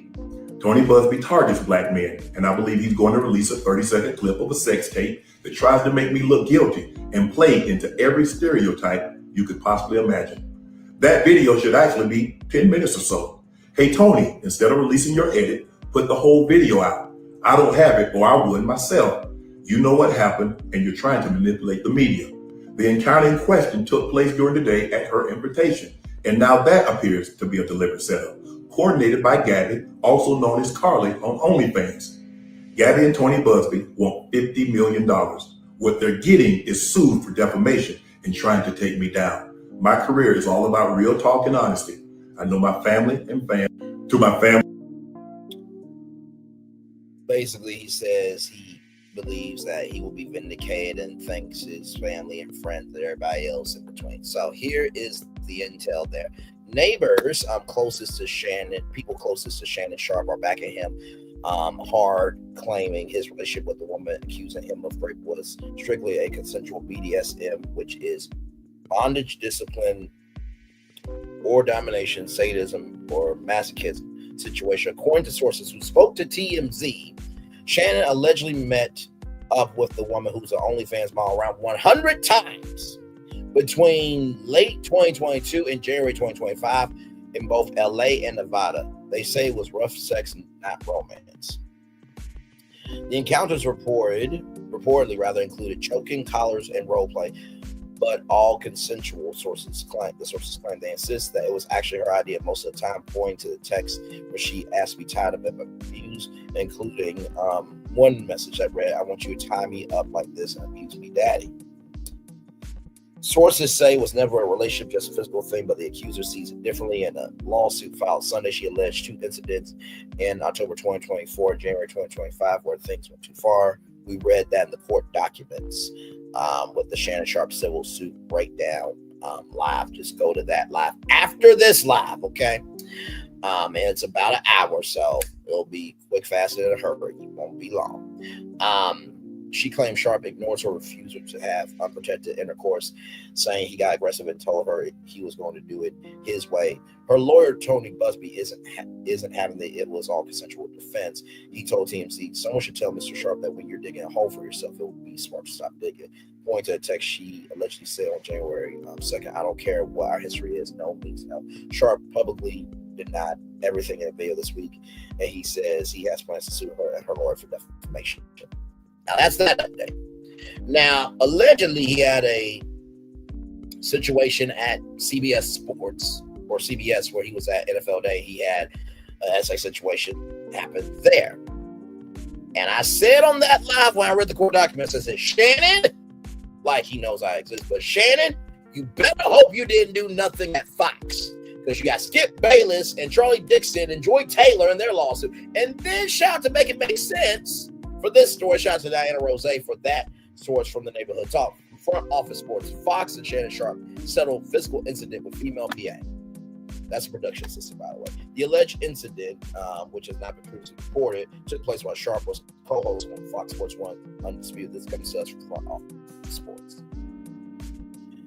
ESPN contributor Shannon Sharpe announced Thursday that he has stepped away from the network as he faces a $50 million lawsuit by allegations that he raped a woman whom he was in a relationship with. While he contends with that suit, additional incidents from his past have come to light.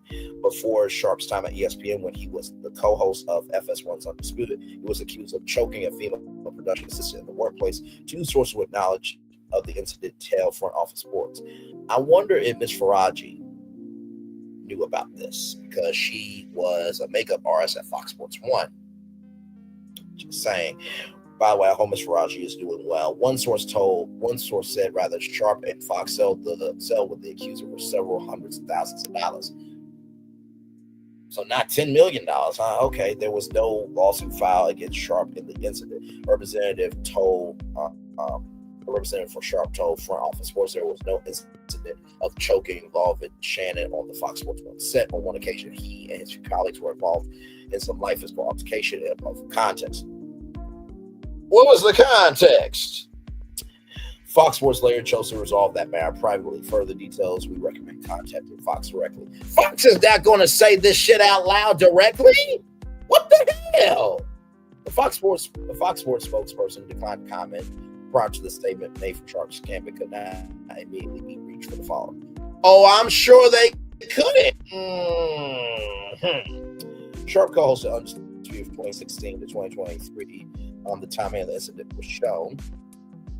In 2010, Sharpe briefly stepped away from his role on CBS NFL Today studio show after he was accused of SA. He returned to work after a restraining order was dismissed earlier this week.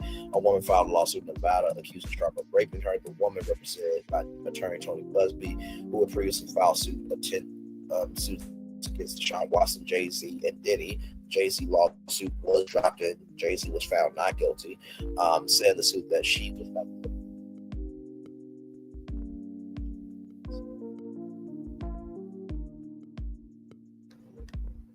When she met Sharpe at a gym in Los Angeles in 2023, Sharpe is 56. The lawsuit claimed that the two had a consensual relationship that grew intense when Sharpe went on Instagram Live last October, apparently having intercourse with another woman. Sharpe said at the time that he went live by accident. Busby later released audio Sharpe threatened to choke the accuser. Sharpe's attorney, Lanny Davis, has claimed that Sharpe and the plaintiff engaged in role-playing. He acknowledged in a call with reporters earlier this week that the audio was real, but said that that was in the heat of the moment, not meant literally. It's our opinion that this is a classic case of blackmail. The plaintiff demanded tens of millions of dollars. Well, Shannon Sharpe gave up tens of millions of dollars. It was $10 million, according to Shannon Sharpe's attorney, Mr. Davis. And a proceeding that's called mediation in return for not publishing this tape, which she showed lawyers for Sharpe, said Davis. Davis said that Sharpe had offered at least $10 million to settle the suit before it was filed, and that they were blindsided when talks broke down. The news of the lawsuit broke Mia.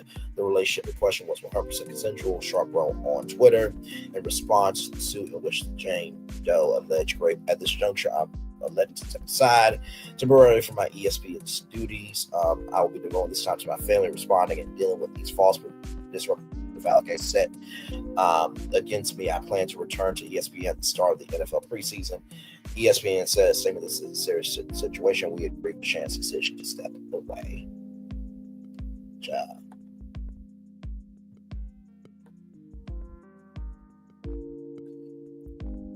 Craziness. Just craziness. And literally, y'all, by the way, shout out to Dreamers Pro Show, because literally as we were live, oh, damn, it's unavailable. Never mind, Dreamers Pro Show went live to talk about another accuser. Don't know if it's the same accuser, but the video is unavailable now. Y'all, that's our show. At least he still has Club Shay Shay. He better make coins to pay that little girl, child. What the fuck is going on around here? Yo, those are all of our destinations.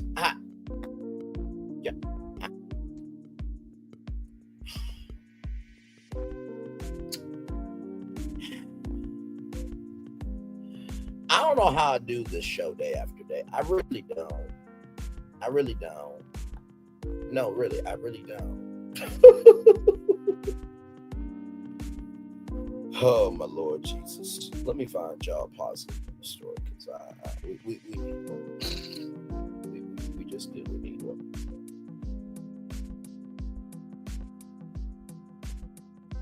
Let me go to blacknews.com and see. Hopefully, there's some good black news.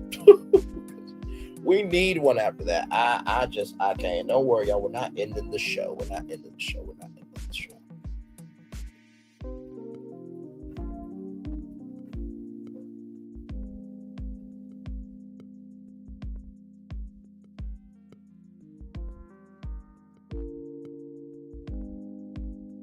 Now, here is something good, okay? Here's something good from blacknews.com, our positive news story of the day. Y'all know we always do the positive news story at the end of the show, and sometimes I have them prepared, sometimes I don't, but we always end the show before we get into the chill out portion of our show. From blacknews.com, Michael Ealy, ladies and gentlemen, to play Malcolm X in upcoming Muhammad Ali series, The Greatest, on Amazon Prime Video. Michael Ealy will play Malcolm X in The Greatest, Amazon Prime Video's upcoming limited series about boxing legend Muhammad Ali. The show will follow Ali's personal and public life, with Jalen Best starring as the champion. Backed by executive producer Michael B. Jordan. I think that's by Outlier Society, I think, if I'm not mistaken. And showrunner Ben Watkins, The Greatest is the first authorized scripted series about Muhammad Ali's life. So this comes from the estate and the family. So they made it through every check on the checklist for sure. It will explore his life, not just as a sports icon, but as a father, husband, brother, son, and activist. According to Deadline.com, Ealy joins a cast that includes Kara Palmer as Ali's younger brother, Rudy. Clay, Omari Hardwick. Hey, Omari Hardwick is a part of this. Good for you, by the way. Shout out to Omari Hardwick. He is in the Star Trek movie Section 31 with the Michelle Yeoh from Wiki. You can catch that on Paramount Plus. You can also get the DVD in 4Ray and not 4Ray. I meant in Blu-ray and 4K. And Daniel Kohler as Ali's parents, and Joseph as rival Sonny Liston. Lonnie Ali, Muhammad's Ali's widow, also serves as executive producer along with Jordan, Michael B. Jordan, Watkins, and others from Rock Nation, Universal Music Group, and Polygram Entertainment. The series aims to highlight how Ali used his platform beyond the ring, with producers promising a human layer portrayal of the icon. Watkins called the project Dream Come True, while Rock Nation CEO Desiree Perez described it as a tribute to Ali's cultural impact. So there you go. Some good news there. Y'all, I'm gonna turn my camera now because how long have we done this damn show today? We done the whole show for over an hour. Yes, we have. Woo. Child, what a damn show today. What destination got to you? Let's just start it there. Let's start it there, child. What destination got to you today? There was a lot. There was a lot in this show today. I think the story that really got to me was, well, actually the two stories that got to me rather, was Shannon Sharpe and what happened at Fox Sports 1, right? And just the Shannon Sharpe story in general. I knew that we weren't going to be done with the Shannon Sharpe story. I knew it was going to be far from over, but I wanted to at least read the court documents, and we did do that. You can catch that live on this channel here. That's where it got to me, because it's like, dude, you're screwing up the potential that could have been for your career. Like, allegedly, they said that Michael Strahan is leaving Good Morning America this summer. I'm not believing it until he announces it. I believe that he is going to. End it at 10 years on GMA and then be on his way out. So miss me with that, because I haven't made it to GMA to be interviewed by that amazing trio yet. So let's just wait until I get there. Then he can leave. Okay. And then the fact of the HBCU conversation, right? The fact that he signed something to keep HBCUs around, but is restricting federal funding. because colleges want to be able to have DEI. That was all cap. Speaking of capping, I played y'all like a fiddle when I said that I was going to talk about the capping going on around here. Turns out it was 47 capping. And I agree, that capping story caught me off guard. So I'm like, wait a minute, I know delusions are delusions, right? But are you seriously out your rabbit ass mind to really make hats for 2028? You're crazy. You are legitimately crazy. You are decrepit and you are trifling. Yeah, that's what you are. Yeah.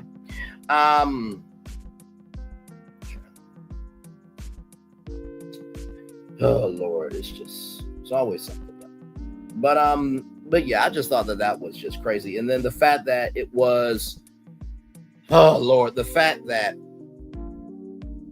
Pete Hesh used a dirty internet line to use Sentinel, like, what else is out here, right? What else is out here in terms of our secrets, right? Because if that was war secrets, can you imagine our information? My Lord Jesus, that was crazy too. NBC and that Destination X show, I think is Fyre for sure. Definitely might review that because that looks like a good time. And then, Peacock growing to 41 million subscribers. That's a good audience. Like, if Brainley's virtual tour live was on Peacock and we got 10 million people a night, that's 50 million people a week. I'm good with that. You know what I mean? So, and then of course, Fyre Festival, Billy, you're a prison inmate, bro, for the rest of your life. Like, just stop it. Just stop it. Then Arby's and those two new barbecue sandwiches that'll be coming out April 28th, and the fact that their first restaurant will be happening in Beverly Hills at Westford City is awesome. Can't wait for that. That's going to be a huge grand opening. And the fact that Anthony Anderson's dad's from Little Rock, Arkansas, that is beyond amazing. ABC and Kelly Ripa and Michael Strahan, if nothing has happened with them in 9 years, y'all, almost a decade, leave it alone. I think both Michael Strahan and Kelly Ripa have worked way too hard to let a riff stop their bag. At least I would like to think so. And then Juilliard trying to make their conservatory tuition free. I think that this is a good thing, but also too, there does need to be standards or requirements too. Like, you have to have the talent. Okay, you can't just come to Juilliard with no talent. Okay. I do think there should be standards or requirements to still get in college, but to make it affordable, yes. But we have to have standards or requirements. Otherwise, look at what we got in Washington. Jesus. Like I said, Epic Universe, their hours being from 9 a.m. to 9 p.m. Not really surprised by that. I'm sure there'll be extra Epic hours added as a perk to resort guests very soon. Of course, the early admission that you can get for an hour will be for 8 a.m., but will be only available for select rides. Don't know if they're going to do meet and greet experiences early. But yeah, I think that was everything. Yeah. So, yes, indeed. By the way, y'all, I got something to show y'all. And y'all, I think this is probably my biggest live yet. Thank you for the 8 likes. I appreciate it. Thank you very much.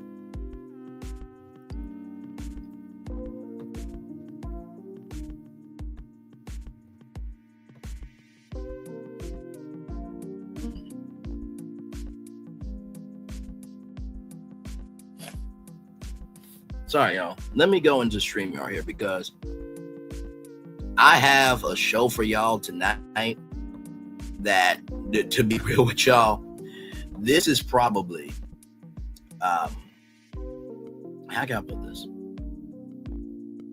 One of the biggest lives that I have ever done in terms of creativity. Y'all y'all, and y'all. This, y'all need to be here tonight. That's all I can say. Y'all need to be here tonight. And let me show you what I'm talking about. Now, of course, as you guys know, we cover theme park news all the time around here. We do, as you can see, Epic Universe. But this live right here, let me pull it up. It will be live in 4 hours. This live right here. Now, I said at this point, Wasteland from Epic Mickey is more epic than Disney parks in real life. In the same token, I have a plan.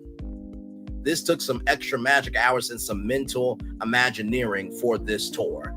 I am telling you, this Walt Disney World rebrand master plan town hall conversation, you need to be here for it. Because I think I figured out a mechanic that is going to help Disney. Now, of course, Disney is not going to do this plan because they're not that smart at all. They do not understand, want to care, or have a mindset of even thinking of, okay, we really need to swing here. I am telling you, this plan has me so excited that I really think if Disney went with this plan, I think it's not going to knock out Epic Universe now. It's not going to do that. So to all the Disney fans out there, will be like, oh my God, this thing's going to be amazing because Braille is amazing. First of all, thank you very much for believing in me. But also, too, we have to deal with reality. Okay. I think that this plan that I have could keep Disney relevant for the first 5 years as Epic Universe is opening up. But believe me, if you never have been here for when I do a deep dive live or a single destination live, you need to be here. Aries Girl Podcast has been here for many of the deep dive lives. I think Justine Bow's been there too. When I do a deep dive live, I do not play. Let me say that again. I do not play. I do not play. All of the research that you guys see in terms of not just my mental, but also too being able to bring up articles that are supplemental content to our main destinations that we cover here. A deep dive live is a virtual tour live times 10. So please be here tonight at 6 o'clock. It's going to be a good time. I cannot wait. Oh, y'all are going. And I thought about everything. Every land, Magic Kingdom, all the lands in the Magic Kingdom. I thought about Epcot, Hollywood Studios, Animal Kingdom, and the Fifth Park Conversation. Now, if you want to know about the Fifth Park Conversation that we had here on Brainley's Virtual Tour Live, just type in Fifth Park and you will see some suggestions I had, okay? But yeah, it's going to be a good time tonight. It's going to be a good time tonight, for sure. I cannot wait for that. So it took me a minute. I had to, go to the lab and go to work until it worked. But believe me, it's going to be awesome.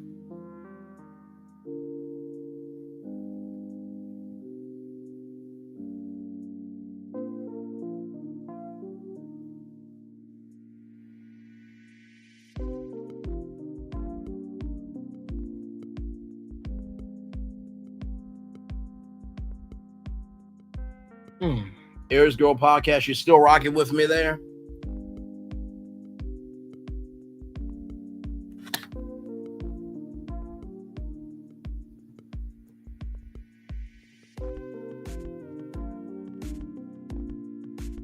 Like I said, I am so legitimately excited about this, y'all. Y'all have no idea, like, the work it took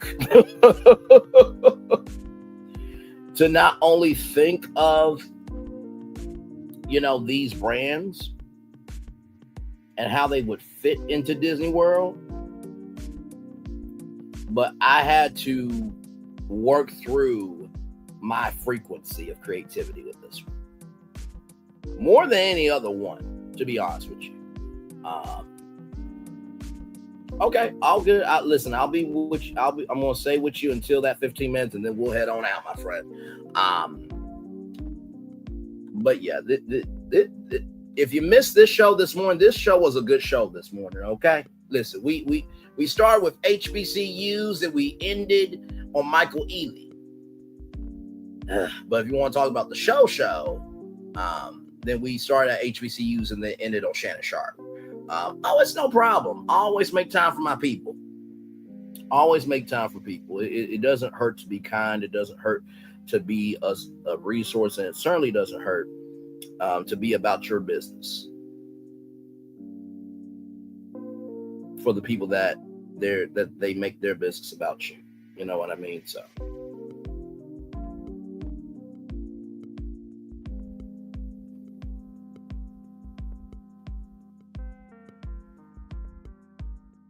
So yes, indeed. So yeah, we're just chilling out, y'all. So soon as Every's Girl podcast says it's 15 minutes, we will be on out of here. But in the meantime, between time, feel free to chime in the live chat with whatever is on your mind within reason. Okay, within reason. Thank you so much. Yes, indeed. So.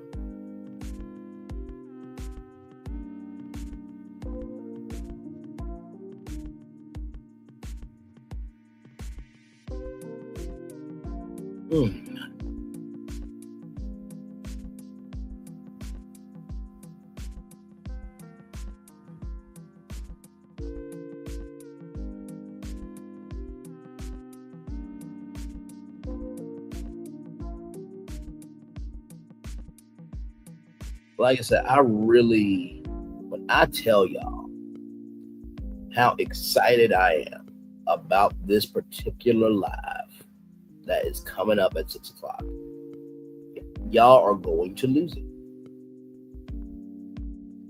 And believe me, I'm not asking y'all. I am telling y'all. You are going to lose it. I promise you.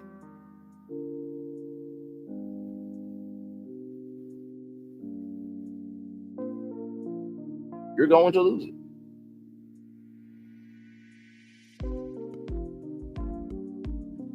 And I can't wait for it, because whatever you think this live is going to be, times that by 10. And whatever you think that is, times that by 100. And wherever you think that is, times that by 1,000. Wherever you think that is, times it by 1,000,000. Wherever you think that is, times it by 1,000,000,000. And wherever you think that is, times it by 1,000,000,000,000. Y'all are not going to be ready for this greatness that is going to come from this life.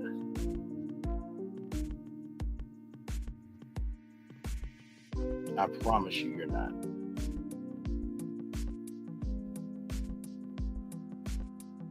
I promise you. I promise you, you are not going to be ready. You know?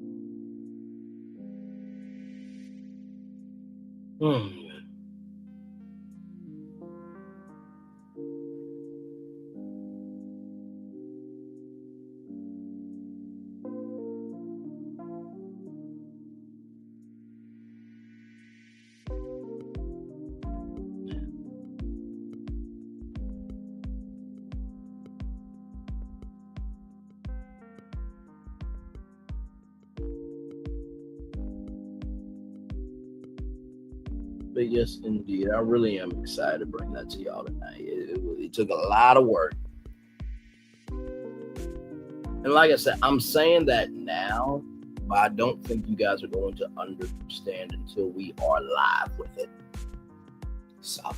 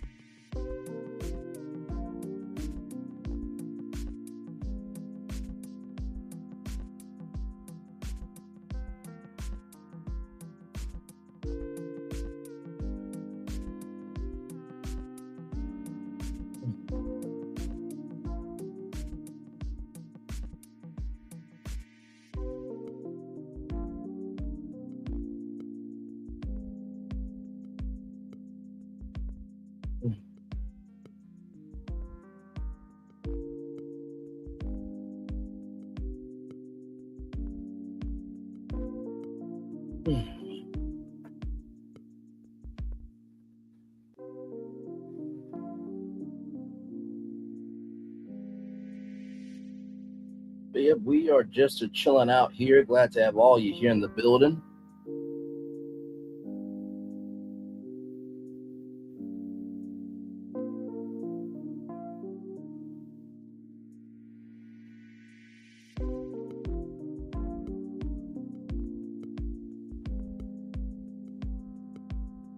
I'm strong in the famous thing. Yeah. Singing my life with his words. Do time. Killing me softly with his song. Traveling my whole life with his words. Killing me softly with his song.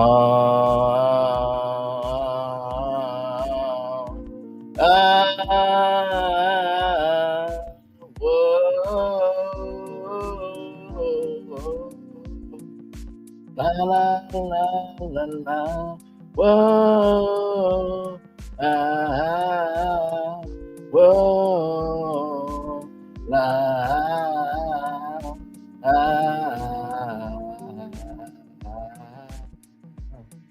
Y'all will never have to worry about me going on American Idol. I know that wasn't the best performance that y'all have ever heard in y'all life, so y'all don't have to at me in the live chat in the comment section below, please, and thank you very much.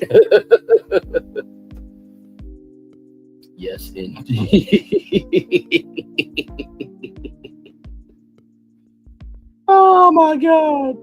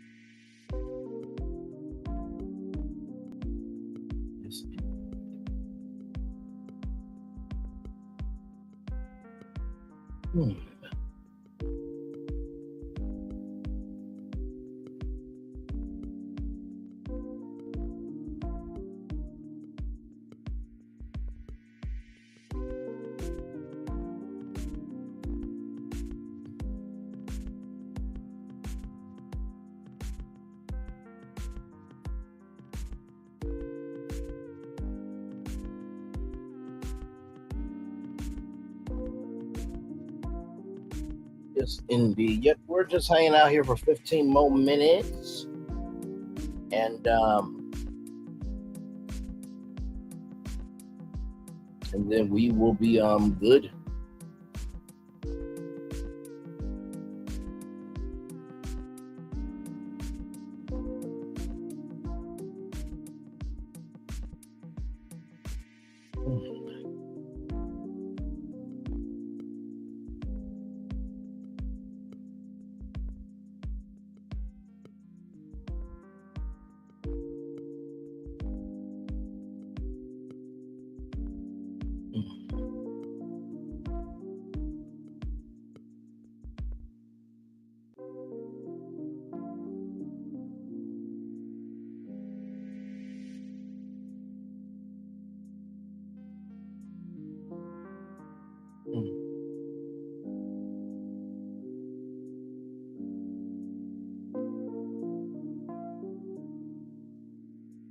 Oh, that's crazy. Well, apparently George Santos is sentenced to more than 7 years in prison. Good for him. He fucking deserves it. Should be lying to people.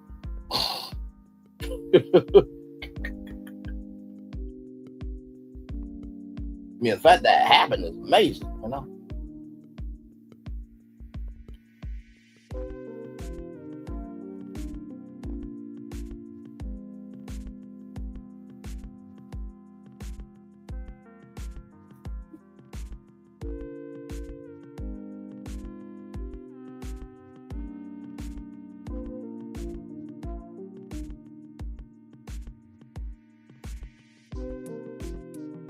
Yeah, I mean, what did people expect? I mean,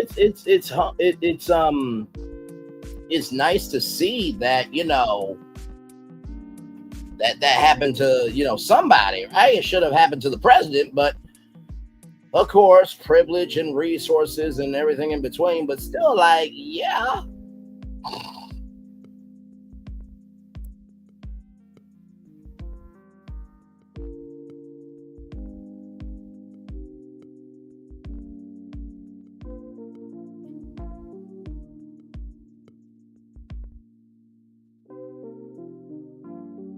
I'm just like, what did y'all expect? I mean, and not to mention too, George Santos had Democrats and Republicans not liking him at all. So, like, it messed me, you know, messed me with it.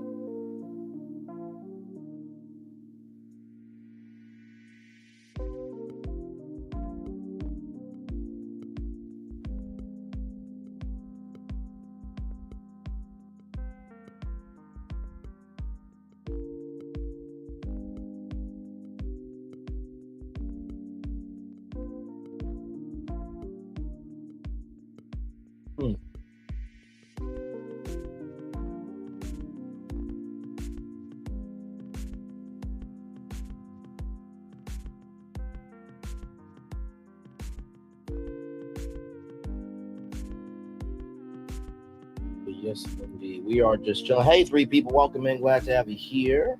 Just hanging out for 15 more minutes, and then we're going to get on off of here. But it's been a great show. Yes, indeed, it has. So, yeah. Like I said, we talked about all these destinations on the road map.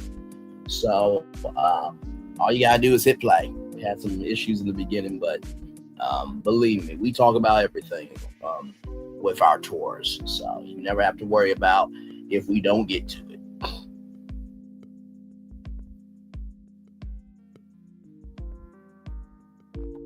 All right, my friend, love you as always. Have a wonderful meeting. Hopefully all goes well. To the 3 people that are here, to everybody in the bushes and the replay gang, thank you so much. I will see you back here tonight for the Walt Disney World Rebrand Master Plan Town Hall conversation. Y'all be here from the top of the show. I cannot wait for y'all to see this. And you know what? I have my 5th park idea, but I'm going to allow y'all to have the say of the 5th park. Yes, there will be 4 options in a poll, so we'll talk about that more tonight at 6 o'clock. One love, much love, all love. I feel love and send it right back to you. Bye, everybody.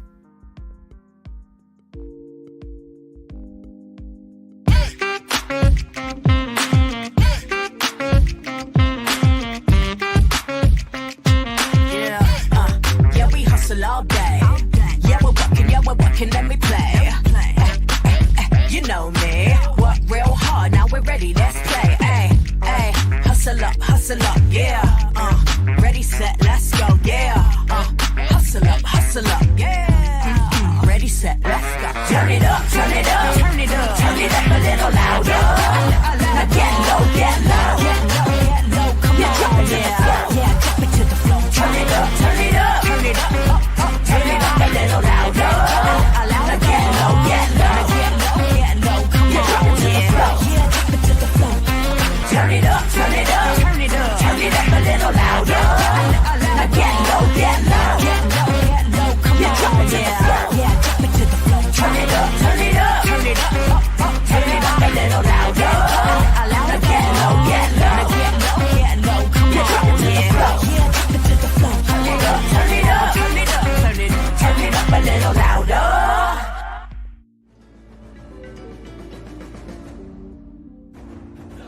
When we start a project, we always start with story. That story is key. So we began with the story of the Waturi people. The myth of the Waturi people is that long ago, they set out on their outrigger canoes looking for a new home. There was a legend that said they could only find this new home with the help of this mini golden-finned fish called kanuku. And they searched across Pacifica and Polynesia, and they visited all these islands. They went to Bali and Tahiti and went as far as Rapa Nui, Easter Island. Along the way, they made friends, collected sort of the culture, and they sailed on and on and on, and they almost to the edge of the world. There, to their amazement, was Kanuku. And she turned to the people and said, "You are ready." Turned and swam away. They followed, and within a day, they caught sight of this smoking mountain on the horizon, which was Volcano Bay. And it was pristine, beautiful, lush, everything that they would want in a home. And that's the backstory that informs everything we do in our design. The idea here is to create the best experience. We know what our guests want. They want the thrill and excitement of our theme parks, but they also want a place where they can relax and chill out and feel pampered. Nobody wants to stand in line. And so we said, let's get rid of them. Nobody wants to carry rafts up a ride tower all the way to the top. So we said, let's do that for you. Exhilaration, excitement, and relaxation. That's what you're going to get at Volcano Bay.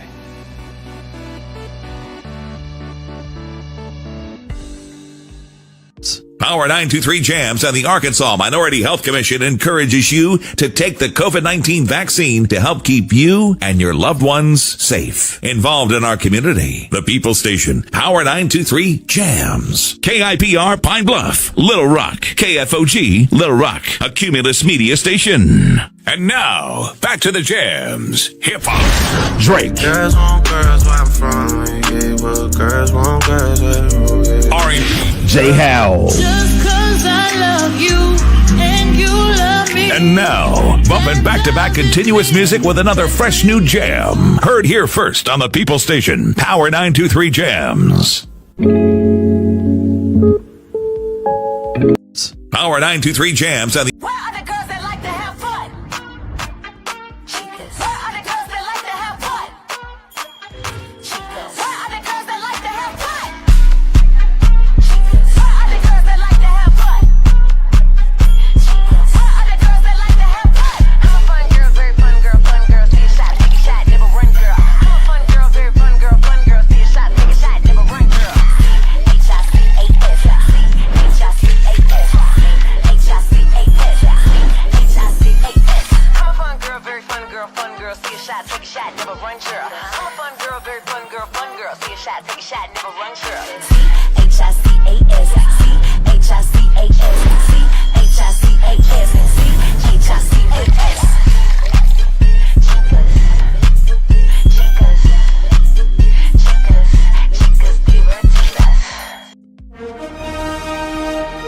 Prepare for a journey beyond imagination, beyond belief, beyond anything you've experienced before. Universal Epic Universe, a new theme park where you'll step through extraordinary portals to 5 immersive worlds. Prepare for a cosmic voyage of discovery, an isle of fire-breathing excitement, a shadowy world of monsters and mystery, new wonders in the wizarding world, and a new way to play. Plus the splendor of a magnificent resort hotel overlooking the park.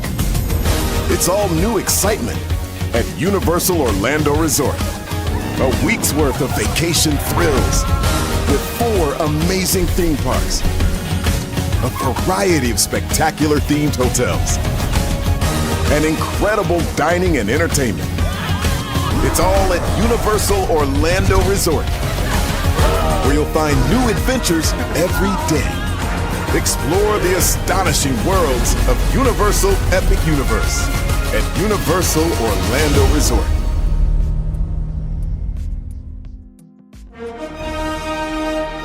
Prepare for a journey beyond imagination, beyond belief, beyond anything you've experienced before. Universal Epic Universe, a new theme park where you'll step through extraordinary portals to 5 immersive worlds. Prepare for a cosmic voyage of discovery, an isle of fire-breathing excitement, a shadowy world of monsters and mystery, new wonders in the wizarding world, and a new way to play. Plus the splendor of a magnificent resort hotel overlooking the park. It's all new excitement at Universal Orlando Resort. A week's worth of vacation thrills with 4 amazing theme parks, a variety of spectacular themed hotels, and incredible dining and entertainment. It's all at Universal Orlando Resort, where you'll find new adventures every day. Explore the astonishing worlds of Universal Epic Universe at Universal Orlando Resort.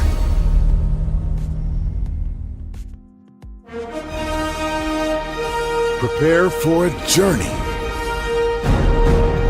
beyond imagination, beyond belief, beyond anything you've experienced before. Universal Epic Universe, a new theme park where you'll step through extraordinary portals to 5 immersive worlds. Prepare for a cosmic voyage of discovery, an isle of fire-breathing excitement, a shadowy world of monsters and mystery, new wonders in the wizarding world, and a new way to play. Plus the splendor of a magnificent resort hotel overlooking the park. It's all new excitement at Universal Orlando Resort.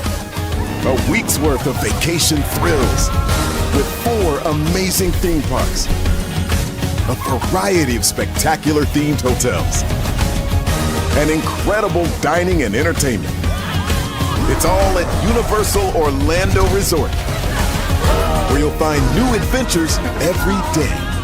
Explore the astonishing worlds of Universal Epic Universe at Universal Orlando Resort.